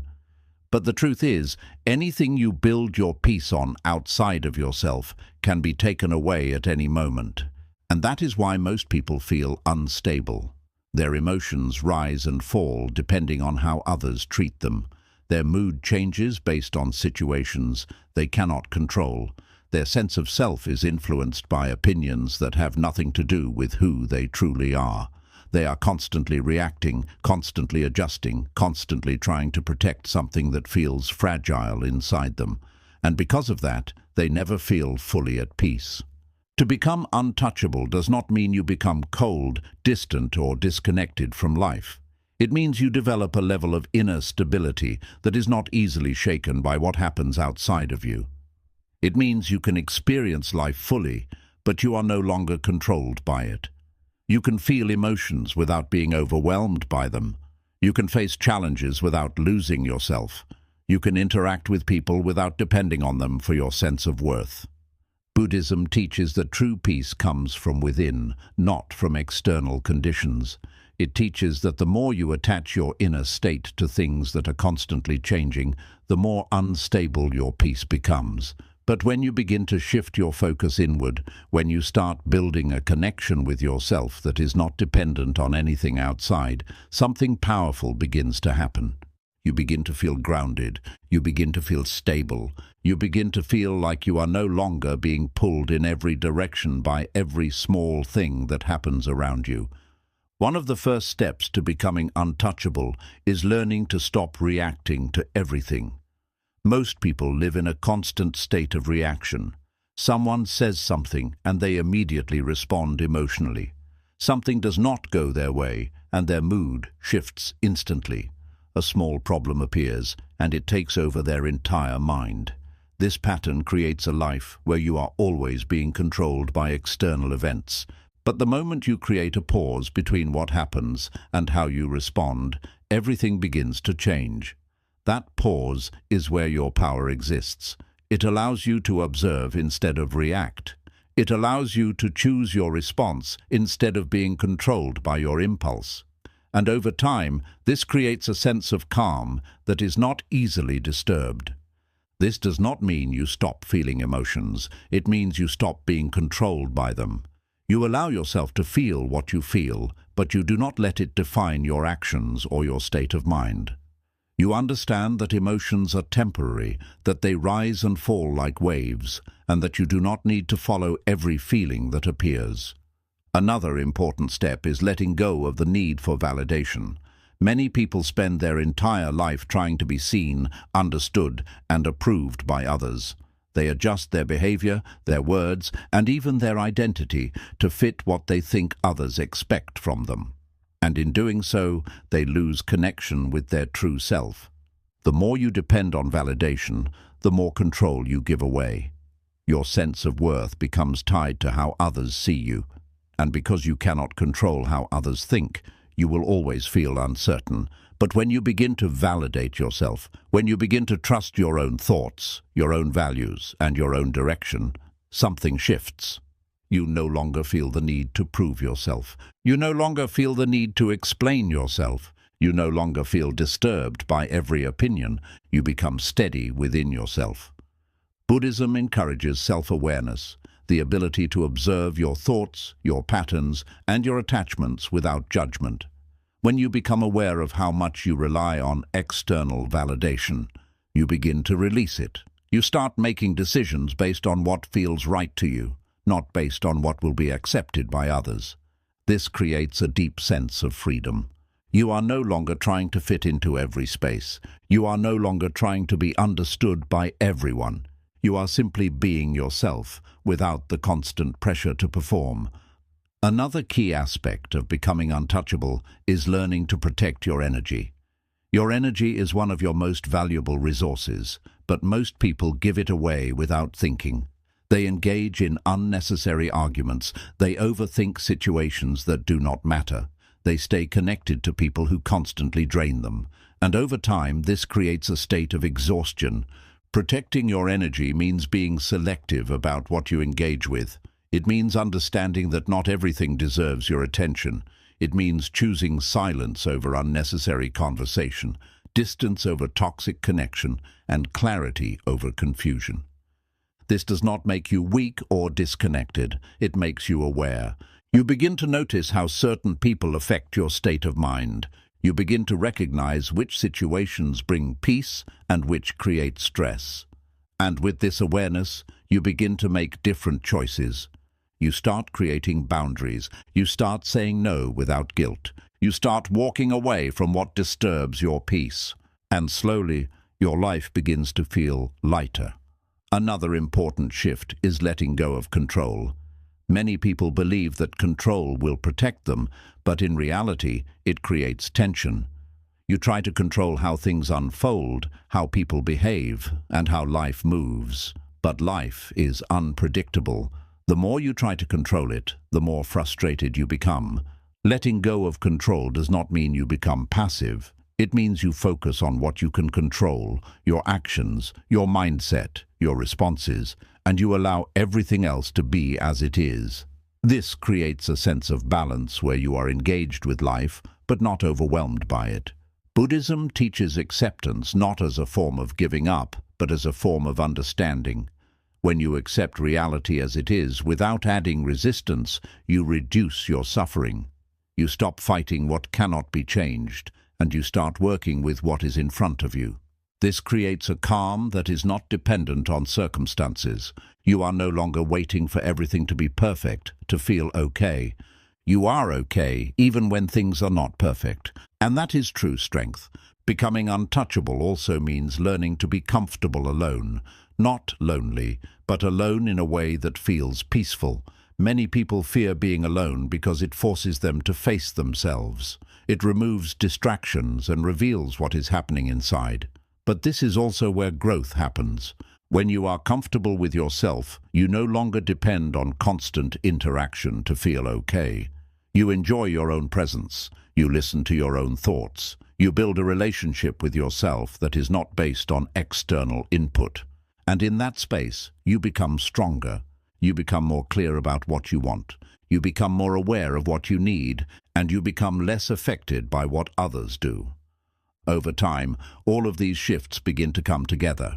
You become less reactive, less dependent, less attached. You begin to move through life with a sense of calm that does not fluctuate with every small change. People may notice it, they may feel your presence differently, they may even question it. But this calm is not something you are trying to show. It is something you have built within yourself. And once you reach this level, something important becomes clear. You are no longer trying to control life. You are no longer trying to prove yourself. You are no longer chasing something outside of you. You are simply living with awareness, with clarity, and with a sense of peace that cannot easily be taken away. This does not mean life will stop challenging you. Difficult situations will still arise. People will still act in ways you cannot control. But your response will be different. You will face these moments without losing yourself. You will move through them without carrying unnecessary weight. And that is what it means to be untouchable. Not that nothing affects you, but that nothing controls you. So if you want to build a life where your peace is not constantly disturbed, where your mind is not always overwhelmed, and where your energy is not being drained by everything around you, then the path is clear. Stop reacting to everything. Stop seeking validation from everyone. Stop giving your energy to what does not deserve it. Stop trying to control what you cannot. And most importantly, start returning to yourself. Because at the end of everything, when all the noise fades and all the distractions disappear, the only thing that will remain is your relationship with yourself. And if that relationship is strong, grounded, and peaceful, then nothing outside of you will ever have the power to take that away.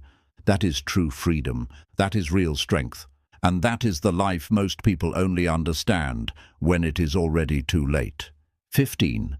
The life you'll wish you lived. Build it before it's gone.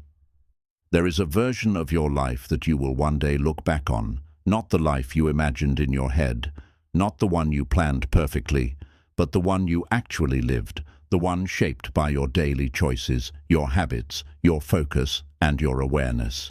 And in that moment of reflection, when everything slows down and the noise fades, you will not be asking how much you achieved or how much you controlled.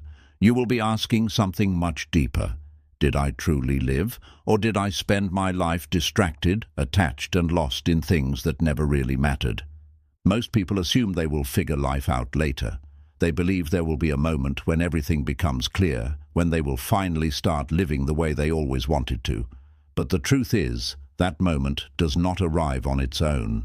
It is created through the way you live right now.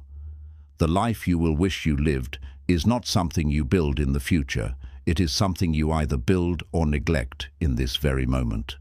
Think about how often you postpone what matters. You delay peace, telling yourself you will feel calm when everything is fixed. You delay happiness, thinking it will come when you reach a certain point. You delay change, waiting for the perfect time to begin. But while you are waiting, life is not waiting with you. It is moving forward, taking your time, shaping your experience, and turning your present into your past. Buddhism teaches that attachment and ignorance are the main reasons people suffer, not because life is cruel, but because people are unaware of how they are living it. They chase what they think will fulfill them, while ignoring what is already in front of them. They hold on to things that are clearly not serving them, while letting go of what actually matters.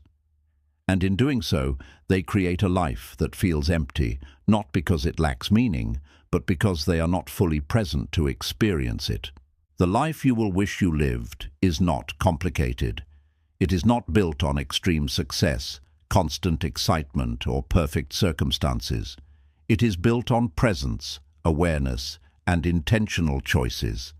It is built on how you respond to everyday moments, how you treat people, how you manage your thoughts, and how you protect your energy.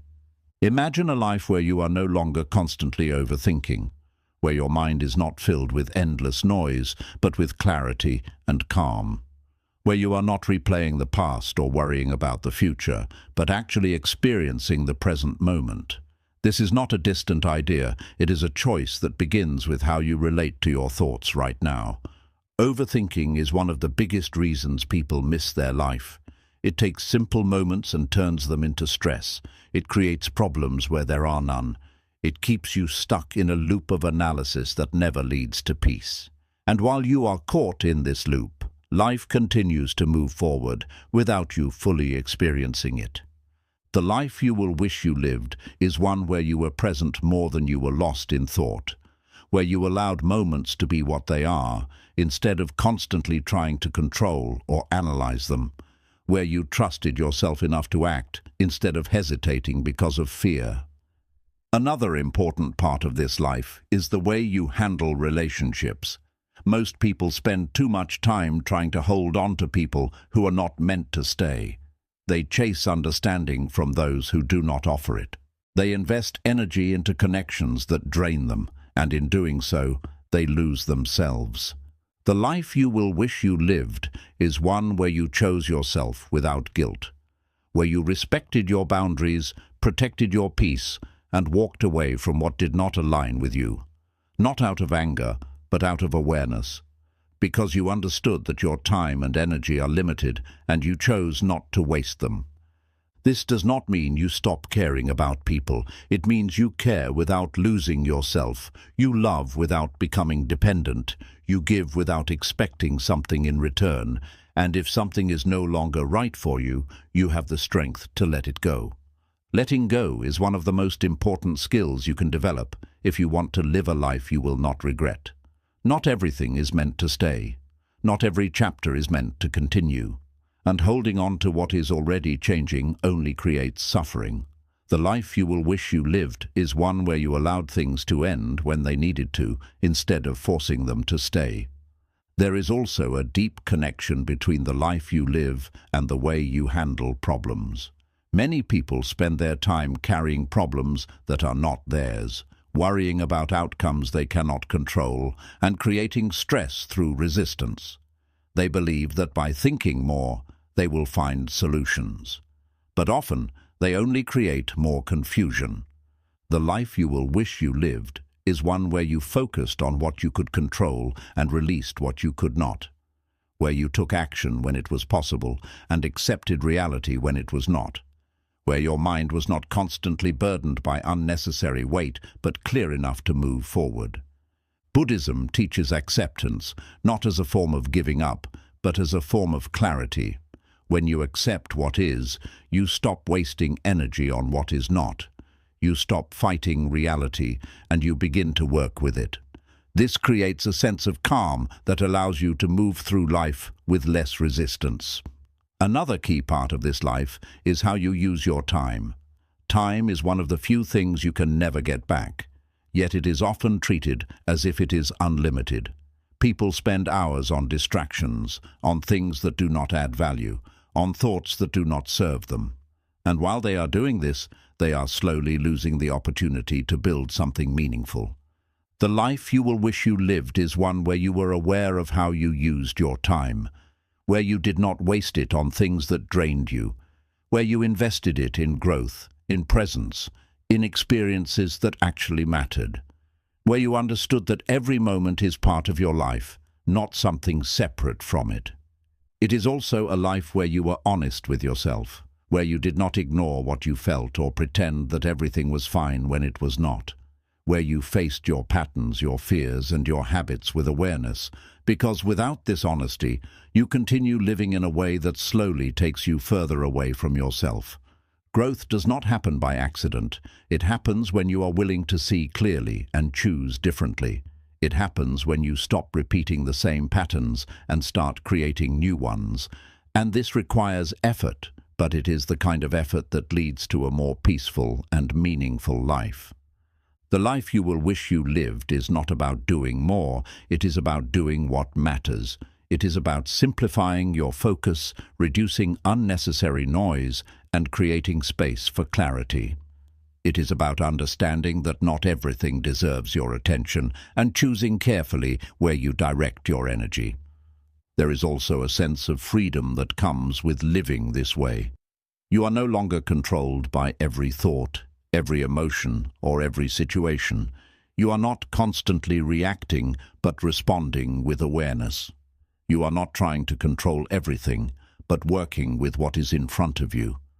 And in that freedom, something changes. Life feels lighter, your mind feels clearer, your relationships feel more balanced, and most importantly, you feel more connected to yourself. This is not something that happens suddenly. It is built over time, through small, consistent choices. Choosing to be present instead of distracted. Choosing to let go instead of holding on. Choosing peace instead of unnecessary stress. Each of these choices may seem small, but together they shape your life. And one day, when you look back, you will see the result of those choices. You will see whether you lived with awareness or distraction. You will see whether you chose peace or constant stress. You will see whether you held on or learned to let go. And in that moment, you will understand what truly mattered. 19. Discipline over feelings. The daily choice that changes everything. There is a silent battle happening inside you every single day.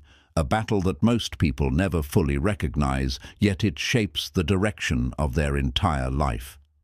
It is not a battle with other people, not a battle with circumstances, but a battle between what you feel like doing and what you know you should do. And the outcome of this battle determines whether your life moves forward with clarity and purpose, or stays stuck in cycles of distraction, overthinking, and wasted time. Most people live based on how they feel. If they feel motivated, they take action. If they feel tired, they delay. If they feel uncomfortable, they avoid. If they feel uncertain, they hesitate. And because feelings constantly change, their actions become inconsistent. One day they are focused, the next day they are lost. One moment they are clear, the next they are overwhelmed. This creates a life that feels unstable, not because they lack potential, but because they are being controlled by something that is always shifting. Buddhism teaches awareness of the mind and its patterns, and one of the most important patterns to understand is this. Feelings are temporary, but the consequences of your actions are not. If you let your feelings decide everything, you will often choose comfort over growth, distraction over presence, and avoidance over clarity. And over time, these choices shape a life that feels disconnected and unfulfilled. Discipline is the ability to act with awareness instead of reacting to how you feel in the moment. It is not about forcing yourself in a harsh way, but about creating a steady direction for your life. It is about choosing what aligns with your values, even when it feels uncomfortable. And this is where most people struggle, because discipline often asks you to go against your immediate desires. Think about how many times you have delayed something important because you did not feel like doing it. Not because it was impossible, but because your mind created resistance. It told you it could wait. It told you you would do it later. It told you it was not the right time. And in that moment, you listened to your feeling instead of your awareness. Now imagine what would happen if you stopped waiting to feel ready. If you acted based on what you know is right, instead of what feels easy. Your life would begin to change, not in a dramatic way, but in a consistent, steady way. And over time, that consistency creates results that most people never achieve. Discipline is not just about work or productivity. It applies to your thoughts, your reactions, and your habits. It is choosing not to overthink, even when your mind wants to spiral. It is choosing not to react, even when you feel triggered. It is choosing to let go, even when holding on feels familiar. One of the biggest areas where discipline is needed is in your mind. Your mind will constantly produce thoughts, many of them unnecessary, repetitive, or negative. If you follow every thought, you will be pulled in different directions throughout the day. You will lose focus, lose clarity, and lose control over your inner state. Mental discipline means learning to observe your thoughts without engaging with all of them. It means recognizing when a thought is not useful and choosing not to follow it. It means bringing your attention back to the present moment, again and again, even when your mind tries to pull you away. This is not easy at first. Your mind is used to constant movement. It is used to analyzing, worrying, and reacting. But with practice, you begin to create space between yourself and your thoughts. And in that space, you find control. Another important aspect of discipline is how you handle discomfort. Most people avoid discomfort because it feels unpleasant. But growth often requires stepping into discomfort. It requires doing things that are not immediately rewarding. It requires patience, effort, and consistency. When you avoid discomfort, you stay in the same place. When you face it, you expand. This applies to every area of your life, your work, your relationships, your personal growth.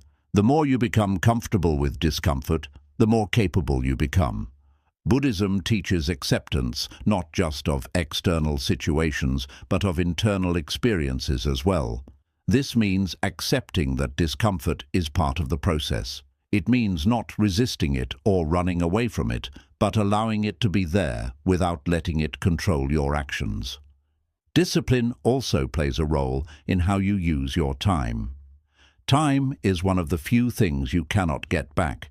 Yet it is often wasted on distractions, overthinking, and unnecessary activities.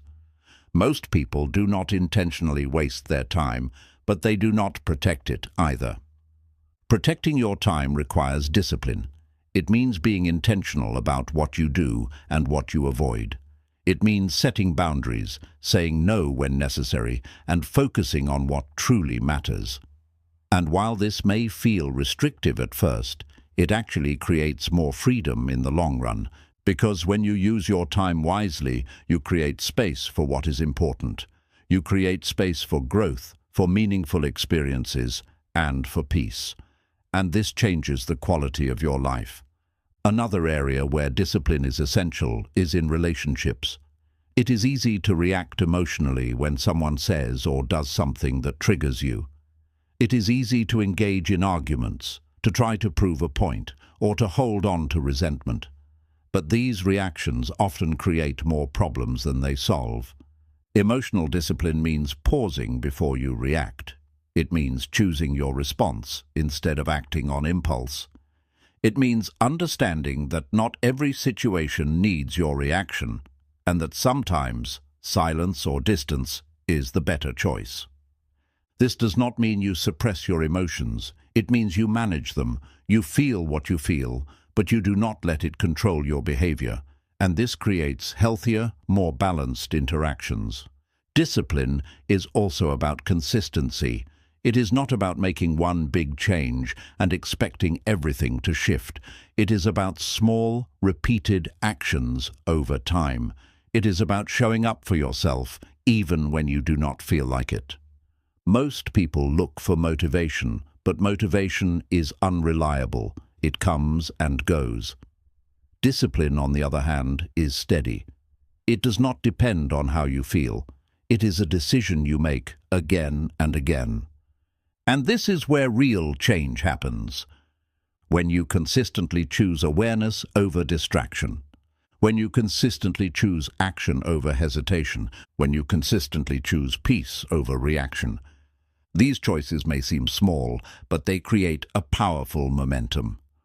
Over time, you begin to trust yourself more. You know that you will do what needs to be done, regardless of how you feel. You know that you can handle discomfort. You know that you can stay focused, even when your mind tries to pull you away. This creates confidence, not the kind that comes from external validation, but the kind that comes from within. The kind that is built on your own actions and consistency. Buddhism emphasizes the importance of right effort, the idea of applying consistent, mindful effort in your life. This effort is not about forcing or struggling, but about staying aligned with what is beneficial. It is about creating habits that support your growth and letting go of those that do not. When you combine discipline with awareness, something powerful happens. You are no longer acting blindly or reacting automatically. You are making conscious choices that shape your life in a meaningful way. And this is what separates those who move forward from those who stay stuck. It is not intelligence, not luck, not even opportunity. It is the ability to act consistently, regardless of how you feel. There will always be days when you feel unmotivated, distracted, or uncertain. That is part of being human. But those days do not have to define your actions. You can still choose to move forward, even in small ways. And those small actions matter more than you think. They build momentum. They create progress. They shape your identity. Because over time, you become what you repeatedly do. If you repeatedly choose distraction, your life will reflect that. If you repeatedly choose awareness and discipline, your life will reflect that too. So the question is not what you feel like doing in this moment. The question is what kind of life you want to build. Do you want a life controlled by temporary feelings, or a life guided by conscious choices? Do you want a life of inconsistency, or a life of steady growth? Do you want a life of reaction, or a life of awareness? The choice is yours, and it is made in small moments, every single day. When you choose discipline over feelings, you are not ignoring yourself, you are guiding yourself. You are choosing a direction that leads to something better, even if it feels uncomfortable in the moment. And over time, this choice changes everything. Your mind becomes clearer, your actions become stronger, your life becomes more aligned with what truly matters, and you begin to experience something that most people never reach. A sense of control, not over everything, but over yourself. And that is where real power begins. 20. The last lesson: live so fully that nothing feels wasted. There is a moment that comes for everyone, whether they admit it or not, a moment of reflection where the noise fades, the distractions lose their importance, and the truth becomes impossible to ignore. In that moment, you don't think about the small arguments you won, the opinions you defended, or the things you worried about endlessly. You think about how you lived. You think about whether you were present or distracted, peaceful or constantly stressed, aware or lost inside your own mind. And what you feel in that moment is not determined by what you had, but by how deeply you experienced your life. Most people spend their entire lives trying to build something: more success, more recognition, more control, more security. And while there is nothing wrong with growth, the problem is that they forget to live while they are building. They delay their presence, thinking they will enjoy life once everything is in place. But life does not wait for everything to be perfect. It is happening right now, in the middle of your unfinished goals, your imperfect situations, and your uncertain path. Buddhism teaches that the present moment is the only place where life exists. The past is a memory, the future is an idea, but this moment is real. And yet, most people are rarely here. They are thinking about what already happened or worrying about what might happen. They are physically present, but mentally somewhere else. And because of that, they miss the very thing they are trying to build, a life that feels meaningful. Living fully does not mean doing more. It means being more present in what you are already doing. It means bringing your full attention to the moment instead of dividing it between thoughts, distractions, and worries. It means when you are working, you are truly working. When you are resting, you are truly resting. When you are with someone, you are fully there with them. Think about how many moments you have rushed through without truly experiencing them. Conversations where you were not fully listening. Time spent with people where your mind was somewhere else. Even moments alone, where instead of being at peace, you filled the silence with unnecessary thoughts. These moments may seem small, but they are your life.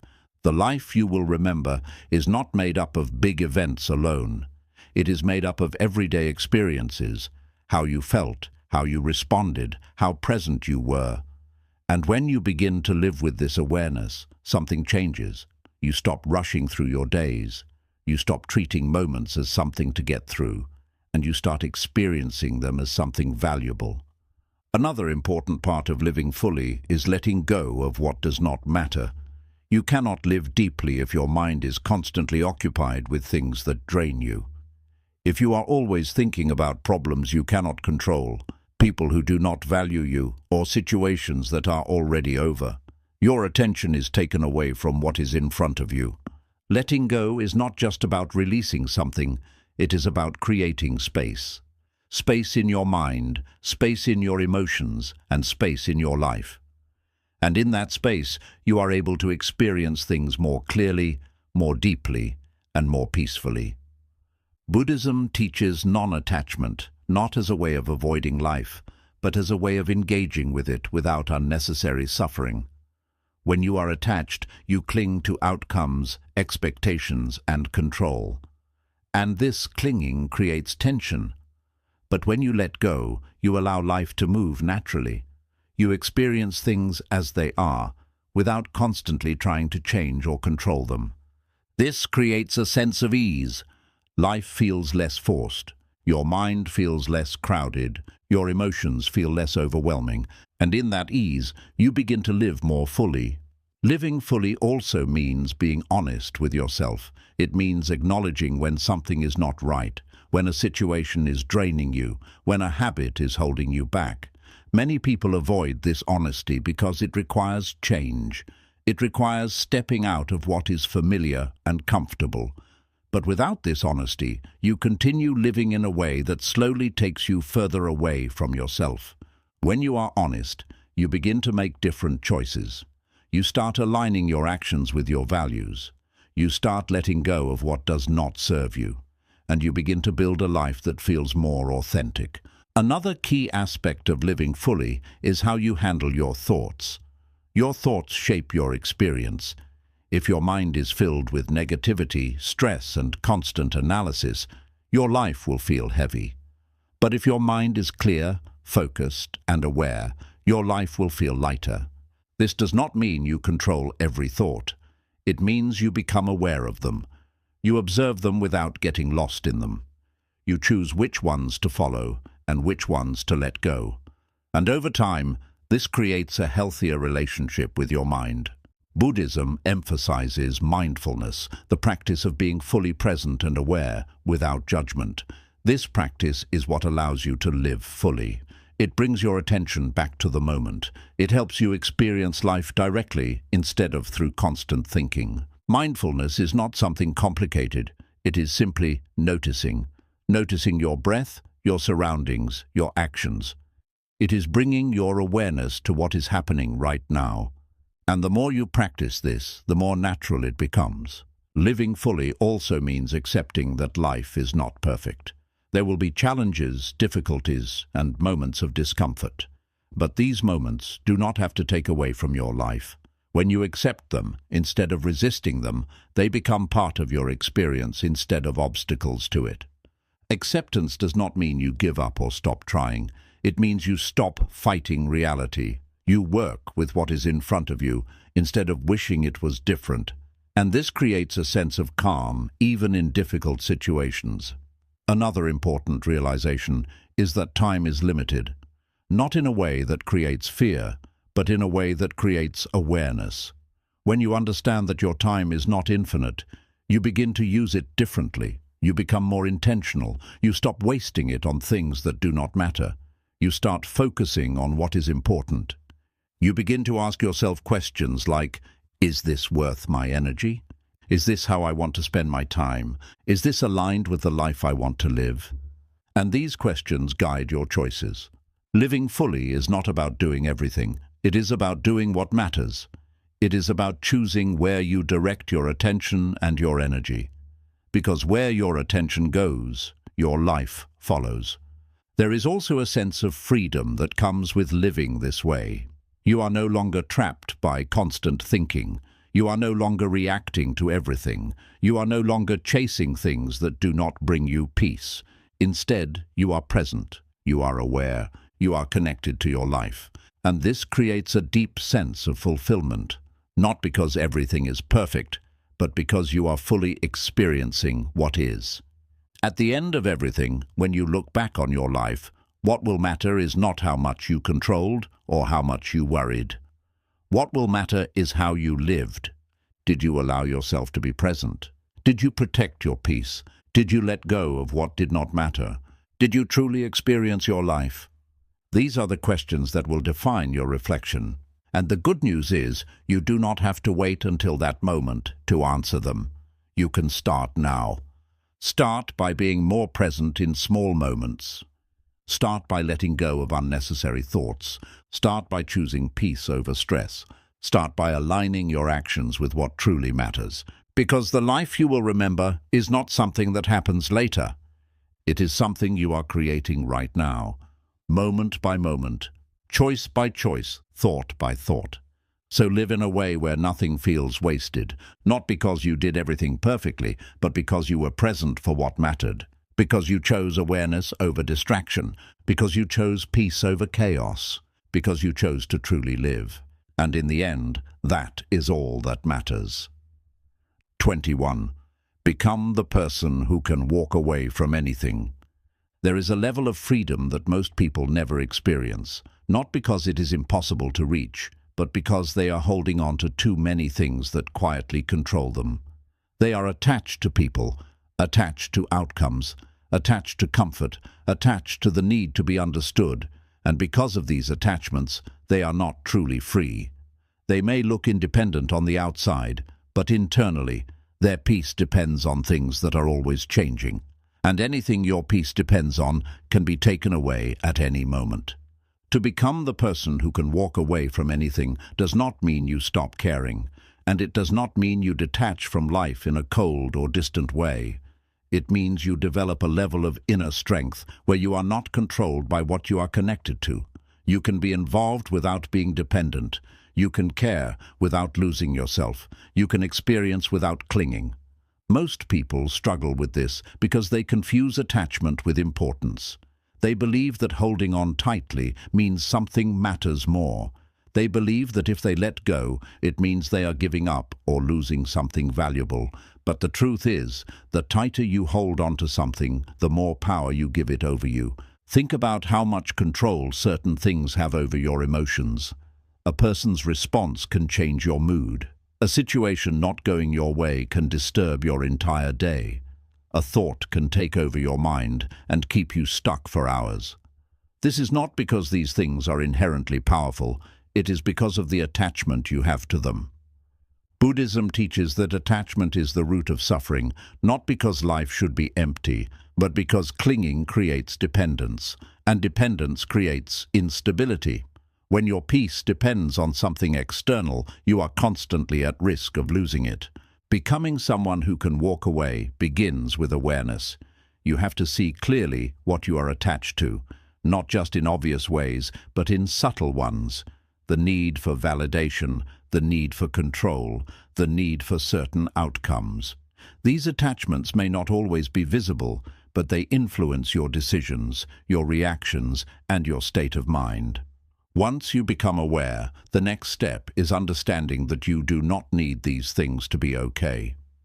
This is where most people struggle, because they have built their sense of stability around external factors.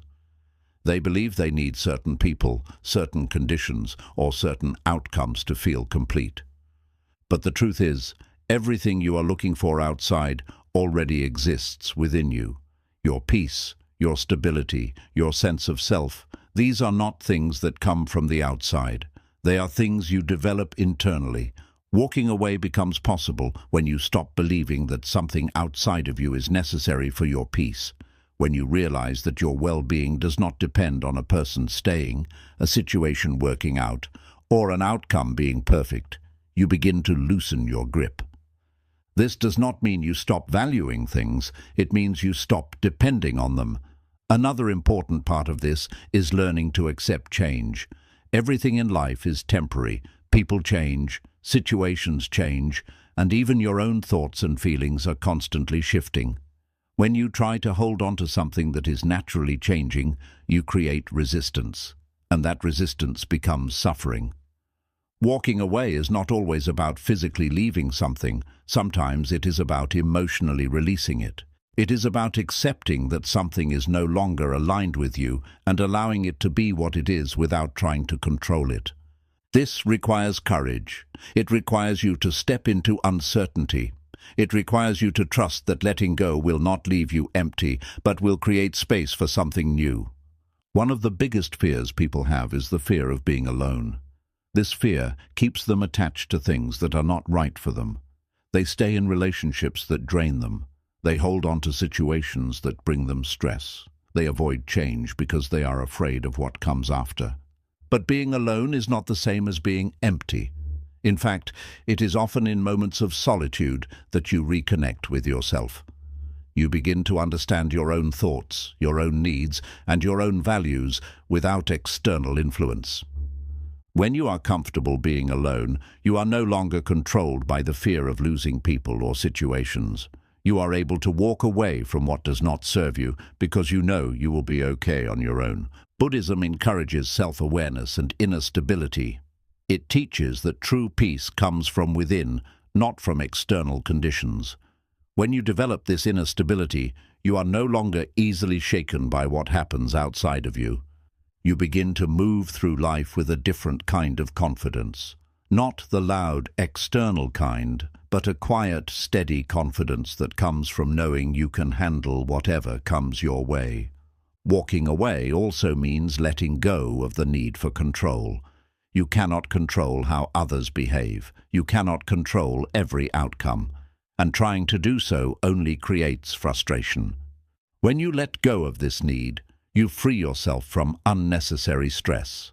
You focus on what you can control, your actions, your mindset, your responses, and you allow everything else to unfold as it will. This creates a sense of balance. You are engaged with life, but not overwhelmed by it. Another important aspect is learning to let go of the need to be understood. Not everyone will see you clearly. Not everyone will understand your intentions or your perspective. And that is okay.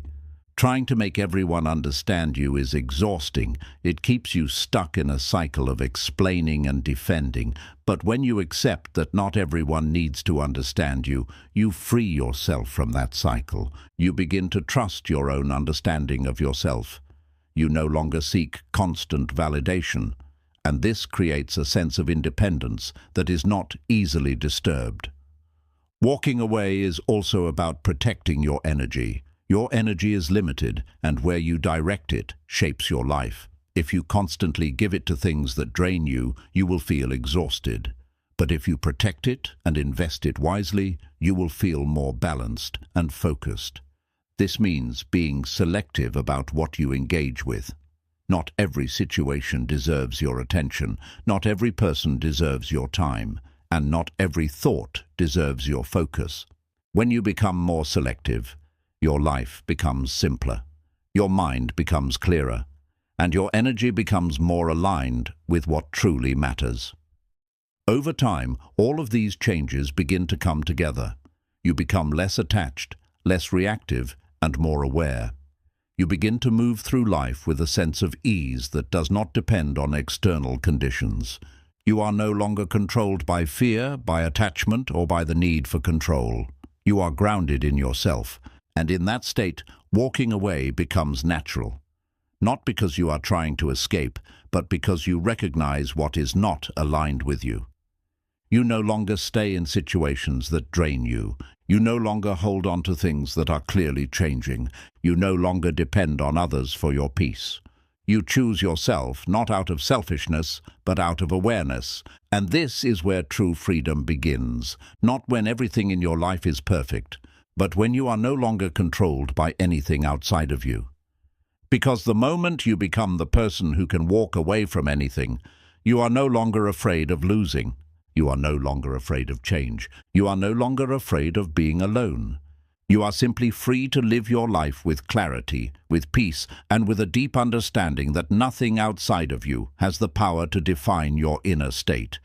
And that is a level of freedom that most people spend their entire life searching for. But it is not something you find. It is something you become. 22. The silent upgrade. How your life changes when you stop needing everyone. There is a quiet transformation that happens in a person's life, not loud, not dramatic, and not always visible to others, but deeply powerful. It is the moment you stop needing everyone. Not in a cold or distant way, not in a way that disconnects you from people, but in a way that frees you from dependence. It is when you realize that your peace, your direction, and your sense of self do not have to come from outside of you. And once this realization settles in, your entire life begins to shift in ways that most people cannot even understand. Most people are taught, directly or indirectly, to rely on others for validation, for approval, for emotional stability. From a young age, they learn to adjust themselves based on how others respond. They learn to seek acceptance, to avoid rejection, and to shape their behavior around what keeps them connected to others. And while connection is important, this constant need for validation creates a hidden dependency. This dependency shows up in subtle ways. You feel uneasy when someone does not respond the way you expected. You question yourself when someone misunderstands you. You feel the urge to explain, to justify, to make sure you are seen in a certain way. And over time, this pattern takes away your independence. It ties your inner state to something you cannot fully control, how others perceive and respond to you.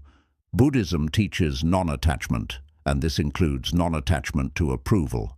When your sense of self is built on external validation, it becomes unstable. Because people's opinions change, their moods shift, and their perceptions are influenced by things that have nothing to do with you. And if you are constantly adjusting yourself based on these shifting factors, you lose your center. The silent upgrade begins when you start building that center within yourself, when you begin to validate your own thoughts, trust your own decisions, and accept your own identity without needing constant confirmation from others. This is not arrogance. It is clarity. It is the understanding that you do not need everyone to agree with you in order to be okay. As you begin to rely less on external validation, something subtle but powerful changes. You stop over-explaining yourself. You stop trying to make everyone understand your perspective. You stop seeking approval before making decisions, and instead you begin to move with a quiet confidence that comes from within. This confidence is not loud. It does not need to be shown or proven. It is steady, grounded, and consistent. It allows you to act without hesitation, to speak without fear, and to remain calm even when others do not agree with you. Another important shift that happens is how you experience relationships. When you no longer need others to complete you, your relationships become healthier. You are no longer attached in a way that creates pressure or expectation. You are not constantly seeking reassurance or validation. Instead, you connect with people from a place of wholeness. You give because you want to, not because you need something in return. You listen without trying to control the outcome. You engage without losing yourself. And this creates a different kind of connection, one that is based on mutual respect rather than dependency. Buddhism teaches that attachment creates suffering, and one of the strongest attachments people have is to the idea of being understood by everyone. They want their thoughts, their feelings, and their actions to be recognized and accepted. But the truth is, not everyone will understand you, and that is okay. When you stop needing to be understood by everyone, you free yourself from a constant struggle. You no longer feel the need to explain every action. You no longer feel disturbed by every misunderstanding. You accept that some people will see you clearly and others will not, and you are okay with that. This acceptance creates a deep sense of peace, because you are no longer trying to control how you are perceived. You are simply being yourself. Another part of this silent upgrade is learning to be comfortable alone, not lonely, but alone in a way that feels peaceful. Many people avoid being alone because it forces them to face their own thoughts and emotions. They fill their time with distractions, conversations, and noise to avoid this discomfort. But when you allow yourself to be alone, you begin to understand yourself on a deeper level. You become aware of your patterns, your habits, and your thoughts. You begin to build a relationship with yourself that is not influenced by others. And in that relationship, you find stability. You realize that you do not need constant interaction to feel okay. You do not need external noise to fill your mind. You are able to sit with yourself and feel at peace. This does not mean you isolate yourself from others. It means you no longer depend on them to feel complete. You choose connection, but you do not rely on it. As you continue this process, you also become more selective with your energy. You begin to notice how certain people and situations affect you. You recognize what brings peace and what creates stress. And with this awareness, you make different choices. You spend more time in environments that support your growth. You limit your exposure to negativity and unnecessary drama. You protect your time and attention more carefully. This selectiveness is not about avoiding life. It is about creating a life that aligns with your well-being. Buddhism emphasizes mindfulness, the practice of being aware of your thoughts, actions, and surroundings. When you are mindful, you are not acting automatically. You are choosing consciously, and this awareness extends to your relationships and interactions. You begin to notice when you are seeking validation. You notice when you are adjusting yourself to fit in. You notice when you are giving your energy away unnecessarily. And with this awareness, you begin to shift your behavior. Another important aspect of this upgrade is letting go of the need to please everyone. Many people spend their lives trying to keep others happy, often at the expense of their own peace. They say yes when they want to say no. They agree when they actually disagree. They avoid conflict even when it is necessary. But this constant need to please creates imbalance. It leads to resentment, exhaustion, and a loss of authenticity. When you stop needing everyone, you begin to set boundaries. You say no when something does not align with you. You express your thoughts honestly. You prioritize your well-being without feeling guilty. This does not mean you become selfish. It means you become balanced. You care about others, but you do not sacrifice yourself in the process. As these changes take place, your life begins to feel different. Not because everything around you has changed, but because your relationship with it has changed. You are no longer reacting to everything. You are no longer seeking approval from everyone. You are no longer depending on others for your peace. You are grounded in yourself. This grounding creates a sense of stability that is not easily shaken. You are able to move through life with clarity, even when things are uncertain. You are able to handle challenges without losing yourself. You are able to engage with others without becoming emotionally dependent. And this is where true freedom begins. Not when you have everything you want, but when you no longer need everything to be a certain way to feel okay. Because when you stop needing everyone, you stop being controlled by them. You stop chasing validation. You stop fearing rejection. You stop adjusting yourself to fit expectations. And instead, you begin to live in a way that is aligned with who you truly are. This is the silent upgrade.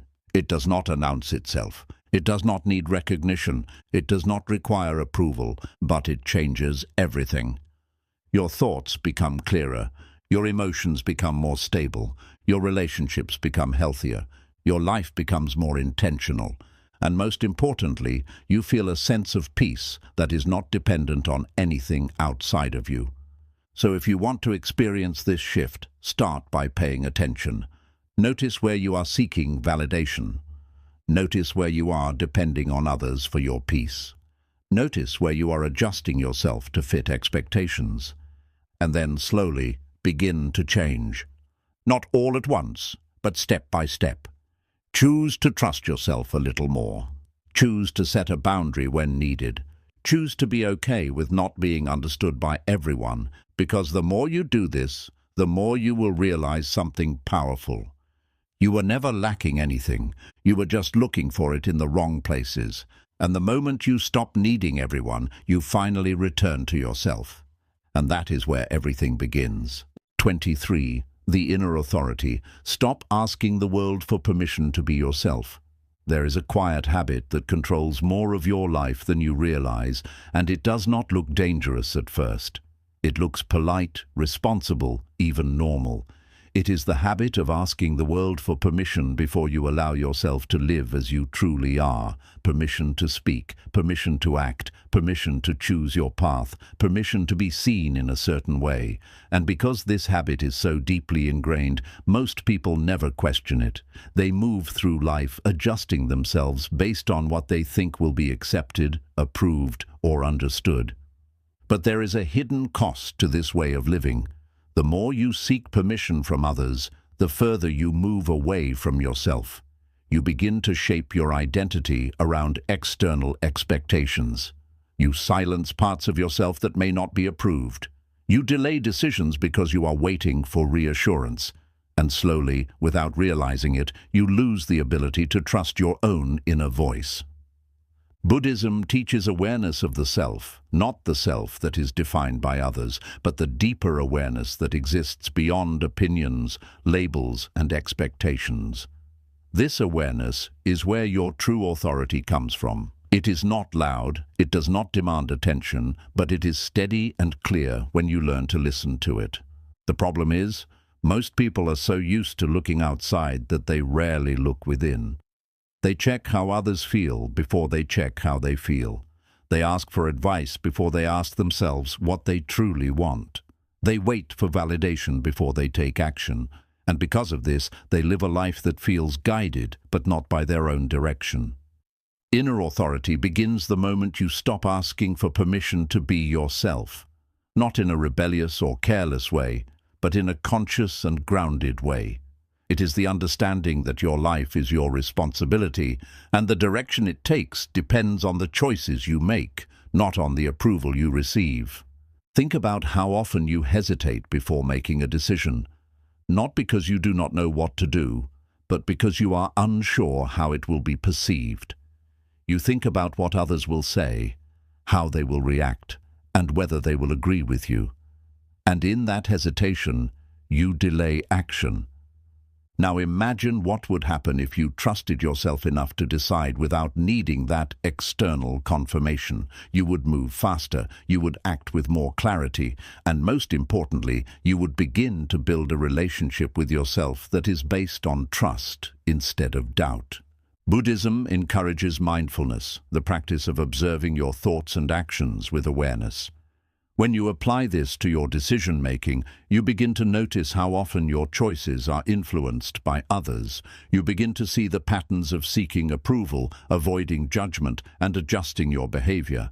And once you see these patterns, you have the opportunity to change them. One of the first steps in developing inner authority is learning to sit with your own thoughts without immediately seeking input. This can feel uncomfortable at first, especially if you are used to external validation. Your mind may create doubt, questioning whether your decision is right, whether you are missing something, whether you should ask someone else. But this discomfort is part of the process. It is the space where you begin to build trust in yourself. Each time you make a decision based on your own understanding, you strengthen that trust. And over time, this becomes more natural. Another important aspect is accepting that not everyone will agree with your choices. When you live with inner authority, you are not trying to please everyone. You are aligning your actions with what feels right to you. And because of this, there will be times when others do not understand or support your decisions. This is where many people go back to seeking permission. They feel the discomfort of disagreement and try to adjust themselves to regain approval. But if you continue to do this, you remain dependent on external validation. Letting go of this need requires you to accept that disagreement is part of life. Not everyone will see things the way you do, and that is okay. Your goal is not to be understood by everyone, but to live in alignment with yourself. Buddhism teaches non-attachment, and this includes non-attachment to opinions. When you are attached to how others see you, their opinions have power over your actions. But when you release this attachment, you begin to act more freely. This does not mean you ignore feedback or refuse to learn from others. It means you listen, but you do not depend. You consider perspectives, but you do not lose your own. Another key part of inner authority is being honest with yourself. This means acknowledging what you truly want, what you truly feel, and what truly matters to you. It means not hiding behind excuses or external expectations. Honesty can be challenging because it often reveals things you may have been avoiding. It may show you that you are in a situation that is not right for you, that you are following a path that does not align with you, or that you are holding on to something that is no longer serving you. But without this honesty, you cannot make meaningful changes. Once you are honest, you can begin to take action, not based on what is expected, but based on what is aligned with your truth. And this is where your life begins to shift. Inner authority also changes the way you handle uncertainty. When you rely on external validation, uncertainty feels overwhelming because you are constantly looking for reassurance. But when you trust yourself, uncertainty becomes manageable. You understand that you may not have all the answers, but you trust your ability to navigate whatever comes. This creates a sense of confidence that is not dependent on having everything figured out. Buddhism emphasizes acceptance of the present moment, including uncertainty. Life is not always clear or predictable, but when you accept this, instead of resisting it, you are able to move forward without being paralyzed by doubt. Another important shift is how you use your energy. When you are constantly seeking permission, you spend a lot of energy thinking about others' opinions. You analyze, you compare, you adjust. And this takes away from your focus and clarity. When you develop inner authority, you redirect that energy inward. You focus on your actions, your growth, and your direction. This creates a more intentional life. You are not constantly reacting to external input, you are creating your own path. And this makes your life feel more meaningful. Inner authority also strengthens your boundaries. When you trust yourself, you are more likely to set limits on what you allow into your life. You are less influenced by pressure, less likely to say yes when you mean no, and more aware of what aligns with you. This does not mean you become rigid or closed off. It means you become clear. You know what works for you and what does not. And this clarity helps you navigate situations more effectively. Over time, these changes create a different kind of presence. You become more grounded, you speak with more confidence, you act with more intention, and this presence is not something you try to create. It is a natural result of trusting yourself. People may notice it, but more importantly, you feel it. You feel less dependent. You feel more stable. You feel more connected to yourself. And this is what makes inner authority so powerful. It is not about controlling everything. It is about being rooted within yourself. Because when you are rooted, external conditions have less impact on you. You are not easily shaken by opinions, situations, or uncertainty. You are able to move through life with a sense of direction that comes from within. So if you want to develop this, start with small steps. Make a decision without asking for validation. Express your thoughts honestly, even if they are not popular. Sit with uncertainty without rushing to seek reassurance. Each of these actions strengthens your inner authority.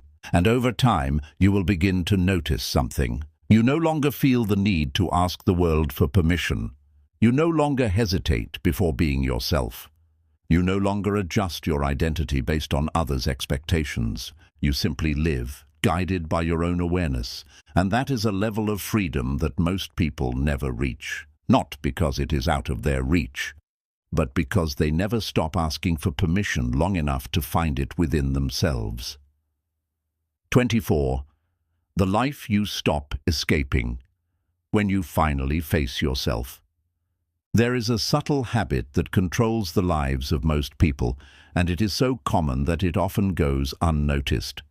It is not something dramatic or obvious. It does not look like failure from the outside. In fact, it can look like a busy, normal life. But underneath it all, there is a quiet pattern, a pattern of escape. Not escaping physically, but mentally and emotionally. Escaping from thoughts, from discomfort, from truth, and most importantly, from yourself. Most people are constantly running, not from life, but from what they feel when they slow down. The moment there is silence, the moment there is stillness, something begins to surface. Thoughts they have been avoiding, emotions they have not fully faced, questions they have not answered. And instead of sitting with these things, they reach for distraction. They fill their time with noise, with activity, with anything that keeps them from being alone with their own mind. Buddhism teaches that the root of suffering is not life itself, but the resistance to what is. And one of the biggest forms of resistance is the refusal to face yourself as you are. When you avoid yourself, you create a life that feels disconnected. You move through your days, but you are not fully present. You engage in activities, but they do not feel meaningful. You chase things, but they do not bring lasting satisfaction. The life you stop escaping is the life you finally begin to live. Facing yourself is not about judgment. It is not about labeling yourself as right or wrong. It is about awareness. It is about seeing clearly what is happening inside you without trying to change it immediately. It is about understanding your thoughts, your patterns, your habits, and your reactions. Think about how often you avoid certain feelings. Maybe it is discomfort, uncertainty, or even boredom. These feelings may not seem significant, but they are often signals. Signals that something needs your attention. But instead of listening, you distract yourself. You scroll, you watch, you talk, you do anything that keeps you from sitting with what is there. But what you avoid does not disappear. It stays beneath the surface, influencing your behavior, your decisions, and your state of mind. And over time, this creates a life that feels heavy, not because of what is happening outside, but because of what is unresolved inside. Facing yourself means allowing these things to come to the surface. It means sitting in silence without immediately reaching for distraction. It means observing your thoughts without getting lost in them. It means feeling your emotions without trying to suppress or escape them. At first, this can feel uncomfortable. Your mind may become restless. You may feel the urge to move, to distract, to avoid. But this discomfort is part of the process. It is the space where awareness begins to grow. Buddhism emphasizes mindfulness, the practice of being fully present with what is, without judgment. When you apply this to yourself, you begin to see patterns you were not aware of before. You notice how your mind reacts, how your emotions rise and fall, and how your habits shape your daily experience. And in this awareness, something important happens. You begin to understand yourself, not in a surface-level way, but in a deeper, more honest way. You see why you react the way you do. You see what triggers certain emotions. You see what you are holding on to and why.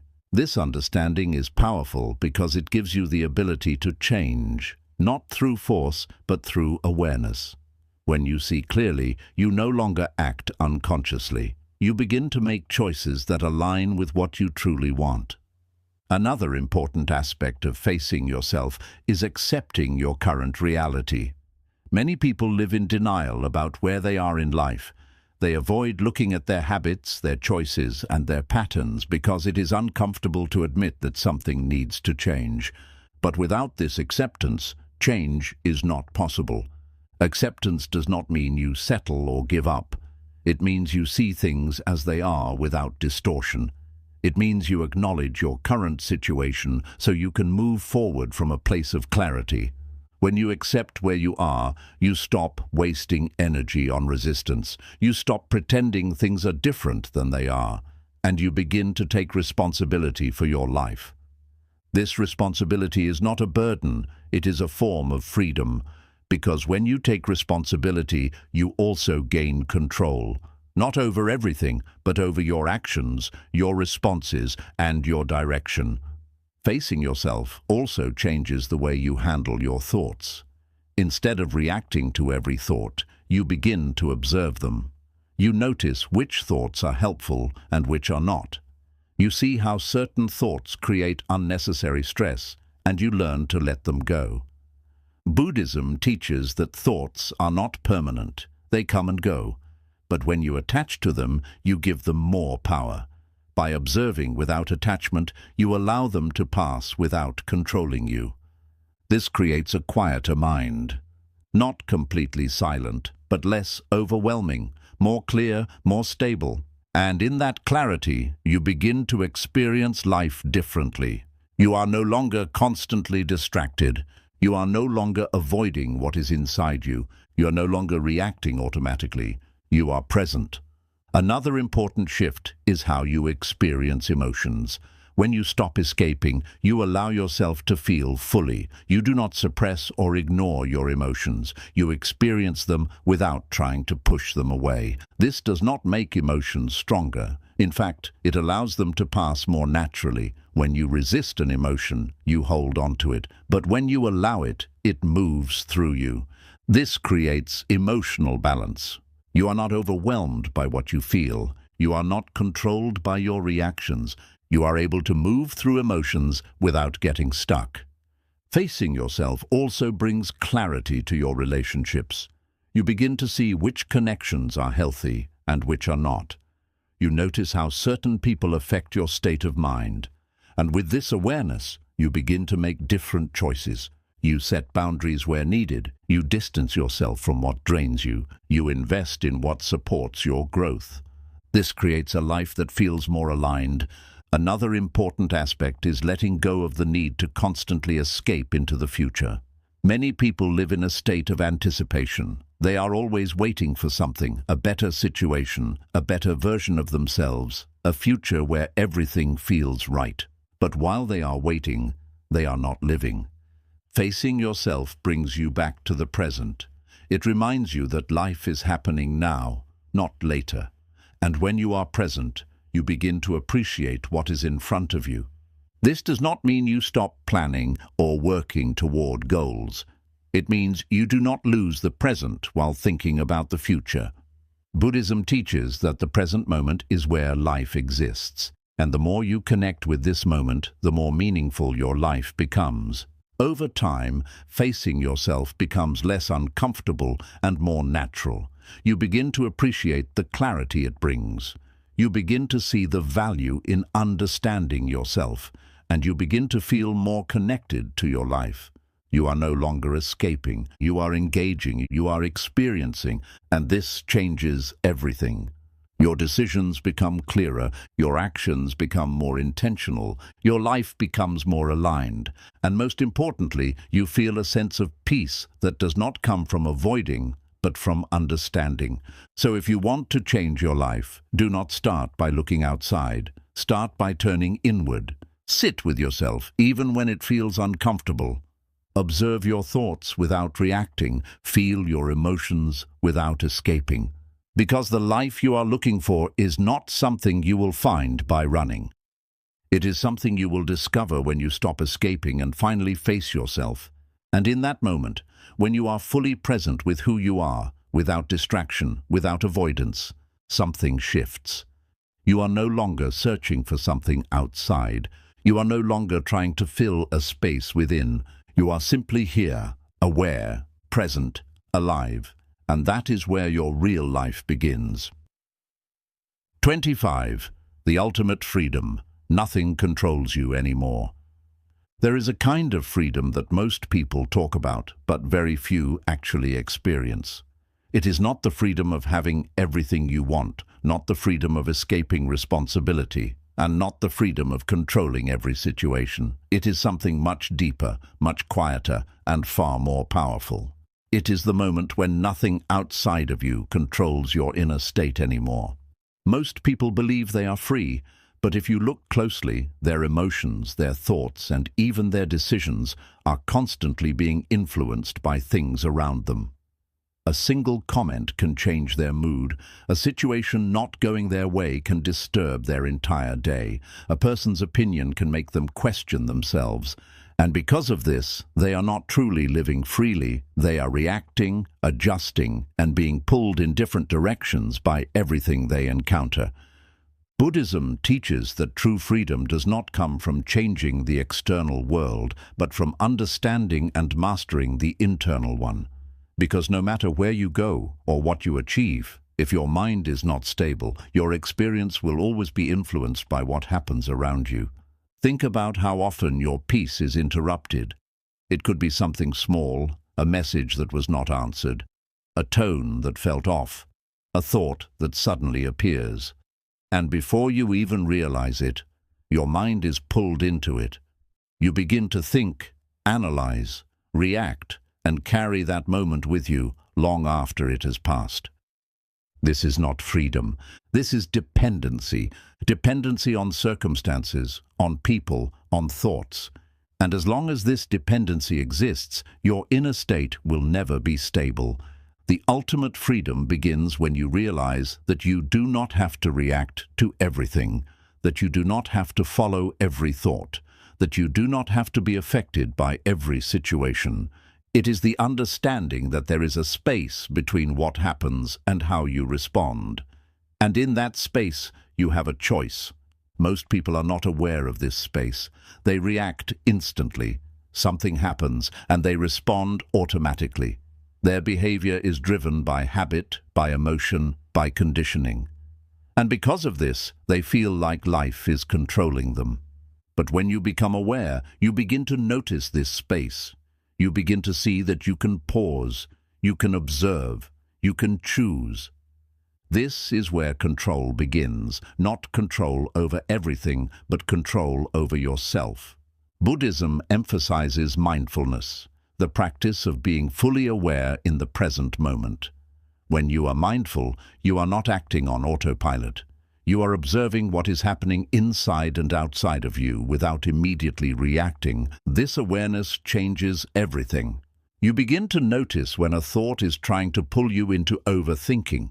You begin to notice when an emotion is rising and influencing your reaction. You begin to notice when a situation is triggering you. And instead of being controlled by these things, you step back. You observe. You choose. This does not mean you become passive or disconnected. It means you become intentional. You are still living your life, but you are doing so with awareness. Another important aspect of this freedom is letting go of attachment. Attachment is what creates dependency. When you are attached to something, your peace depends on it. It could be a person, an outcome, or even an idea of how things should be. When that thing changes or does not go your way, you feel disturbed. But when you let go of attachment, you release that dependency. This does not mean you stop caring. It means you care without needing something to be a certain way. You engage without clinging. You experience without trying to control. Buddhism teaches non-attachment as a way to reduce suffering. When you are not attached, you are able to move through life with more ease. You are not constantly trying to hold on to things. You are not resisting change. You are allowing life to flow. And in that flow, you find a sense of calm. Another key part of this freedom is understanding your thoughts. Most people believe their thoughts are who they are. They identify with every thought that appears. If they think something negative, they feel negative. If they think something stressful, they feel stressed. But thoughts are not facts. They are just mental events that come and go. When you begin to see this, your relationship with your mind changes. You no longer take every thought seriously. You no longer follow every thought. You observe them. You let them pass. This creates a sense of distance between you and your thoughts. And in that distance, you find peace. Because you are no longer trapped inside your own mind. Emotions work in a similar way. Most people are controlled by their emotions. They react based on how they feel in the moment. If they feel angry, they react with anger. If they feel anxious, they act from that anxiety. But emotions are temporary. They rise and fall. And when you learn to observe them without immediately reacting, you gain control. You allow the emotion to be there, but you do not let it dictate your behavior.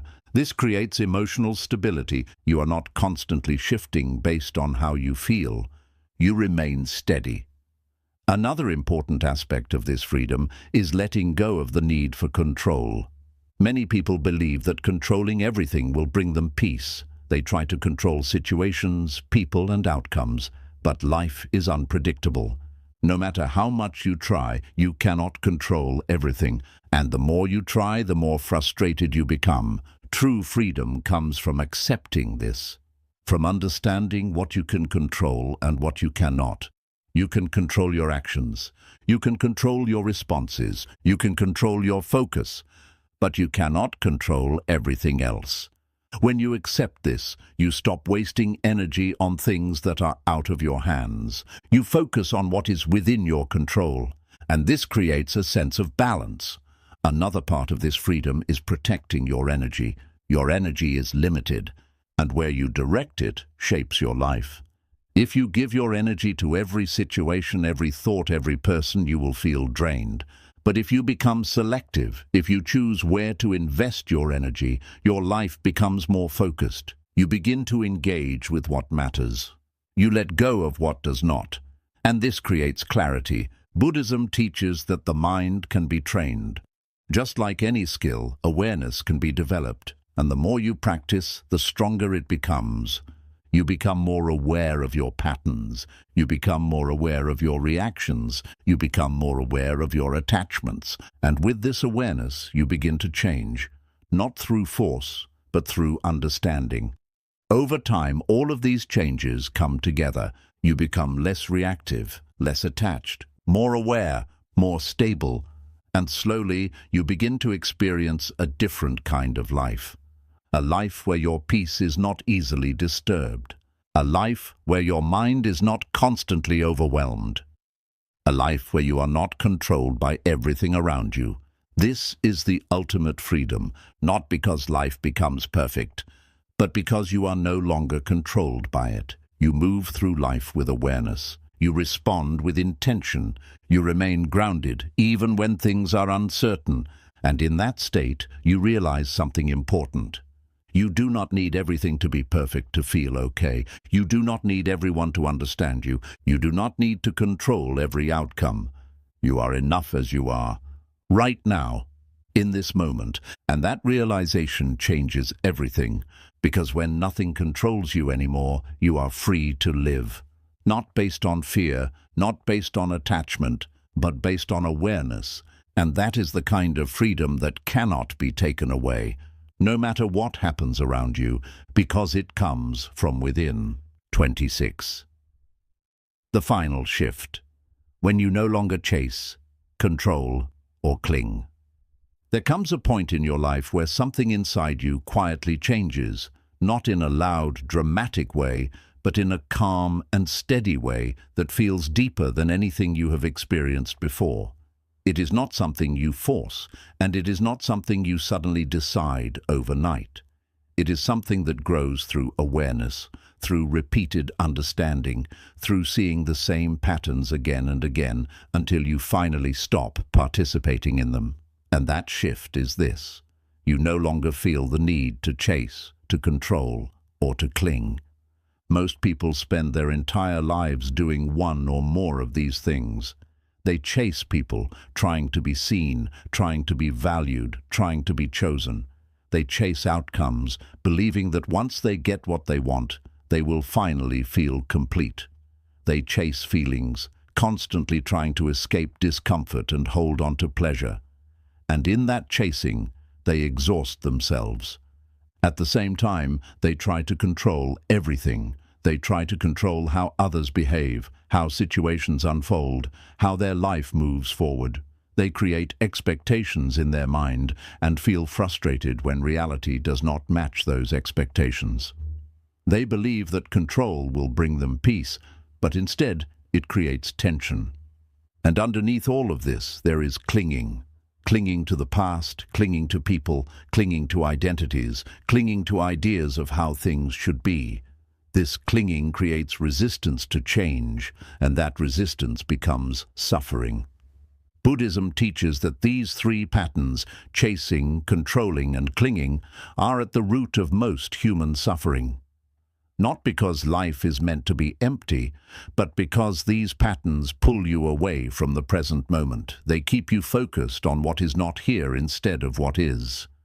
The final shift happens when you begin to see these patterns clearly. You notice when you are chasing someone's attention. You notice when you are trying to control a situation. You notice when you are holding on to something that is already changing. And in that noticing, something powerful happens. You pause. You do not react immediately. You observe. And in that space, you begin to choose differently. Letting go of chasing does not mean you stop pursuing your goals or stop caring about your life. It means you stop attaching your worth to the outcome. You stop believing that something outside of you will complete you.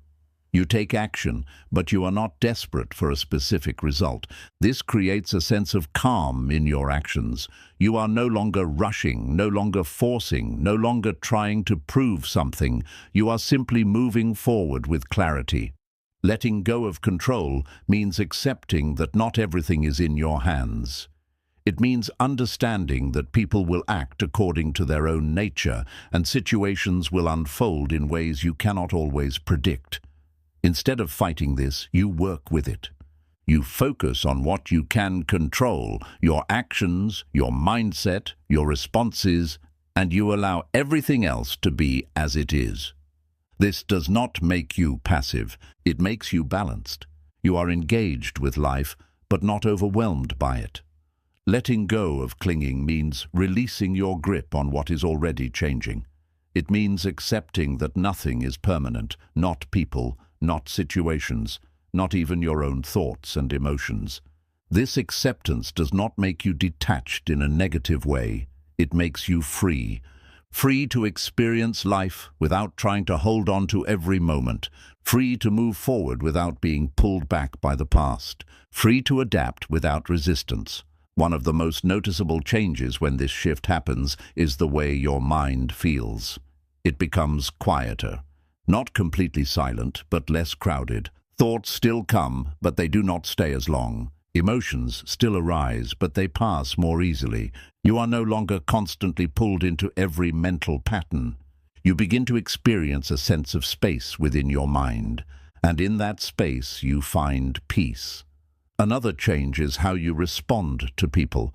You are no longer trying to be understood by everyone. You are no longer chasing approval. You are no longer reacting to every opinion.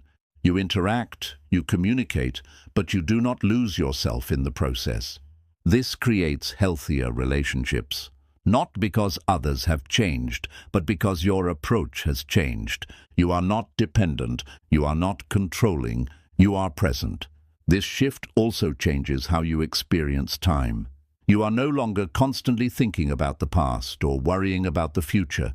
You are more present, more aware, more connected to what is happening right now. This does not mean you ignore the past or future. It means you do not live in them. You use them when needed, but you return to the present. And this makes your life feel more real, more grounded, more meaningful. Buddhism emphasizes the importance of the present moment because it is the only place where life actually exists. When you stop chasing, controlling, and clinging, you naturally return to this moment. And in that return, you begin to experience life more fully. Another important aspect of this shift is how you handle discomfort. Before, discomfort would trigger a reaction. You would try to escape it, fix it, or avoid it. But now, you allow it. You sit with it, you observe it, and you realize that discomfort is temporary. It does not need to control you. This creates resilience. You are able to face challenges without being overwhelmed. You are able to move through difficult moments without losing your balance. And over time, this builds a deeper sense of confidence. Not the kind that comes from external success, but the kind that comes from knowing you can handle what comes your way. The final shift also changes your sense of identity. You are no longer defined by your past. You are no longer attached to a fixed idea of who you are. You see yourself as something fluid, something that is constantly evolving. This allows you to grow without resistance, to change without fear, to adapt without losing yourself. You become more flexible, more open, and more aware. And this makes your life feel lighter, because you are not carrying a heavy sense of identity that you need to protect. You are simply being. This shift is not something that happens instantly. It develops over time, through awareness, through practice, through repeated understanding. There will still be moments where you catch yourself chasing, controlling, or clinging, but the difference is you notice, and in that noticing, you have a choice to continue the pattern or to let it go. Each time you choose to let go, you strengthen this new way of being, and slowly it becomes your natural state, a state of ease, a state of clarity, a state of freedom, where you are no longer pulled in different directions by every thought, every emotion, every situation, where you are steady, grounded, present. This is what most people are searching for without realizing it. Not more success, not more control, not more validation, but this sense of inner stability, this sense of peace that does not depend on external conditions.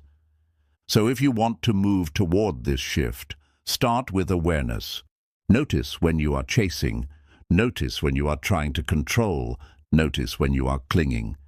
And instead of reacting, pause. Observe. Let go again and again. Because the more you release these patterns, the more you return to yourself. And in that return, you find something that was always there. A calm that does not need to be created. A peace that does not need to be chased.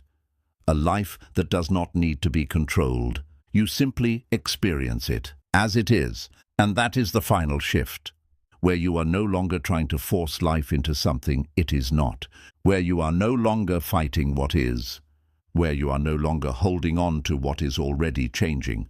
You are just here, aware, present, free, and in that freedom you finally understand what it means to truly live. At the end of everything, when all the noise fades, when the distractions lose their power, and when life slows down enough for you to see clearly, one truth remains. You were never here to carry everything, to overthink everything, or to spend your life chasing things that were never meant to stay. You were here to live, fully, consciously, and with awareness. But most people don't realize this until time has already passed. They spend their days reacting instead of choosing, holding on instead of letting go, thinking instead of living. They wait for the perfect moment to change, not understanding that the moment they are waiting for is already here. Through everything you've understood, one pattern becomes clear. The more you let go, the lighter your life becomes. The more you stop chasing, the calmer your mind becomes. The more you stop trying to control everything, the more peace you begin to feel. And the more you return to yourself, the less the world has power over you. This is not about becoming someone else. It is about removing everything that is not truly you. The overthinking, the attachment, the fear, the need for validation, all of it is noise. And beneath that noise, there is something simple, something steady, something real, you. A version of you that does not need to prove anything. A version of you that is not controlled by every situation. A version of you that can let go, move forward, and remain at peace. Buddhism teaches that suffering ends when attachment ends, and freedom begins when awareness grows. And now you understand what that really means. It is not about escaping life. It is about seeing it clearly. It is about understanding what matters and releasing what does not.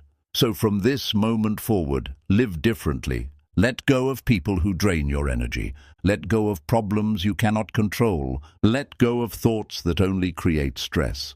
Stop waiting for the right time. Stop delaying your peace. Stop living inside your mind. Because life is not happening later.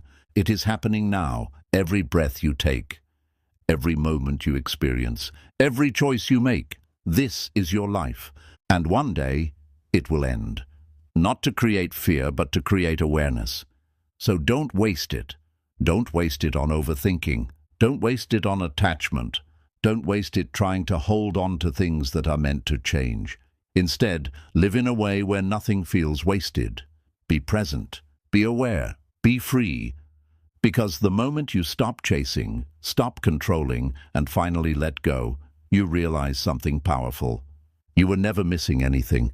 You were just holding on to too much.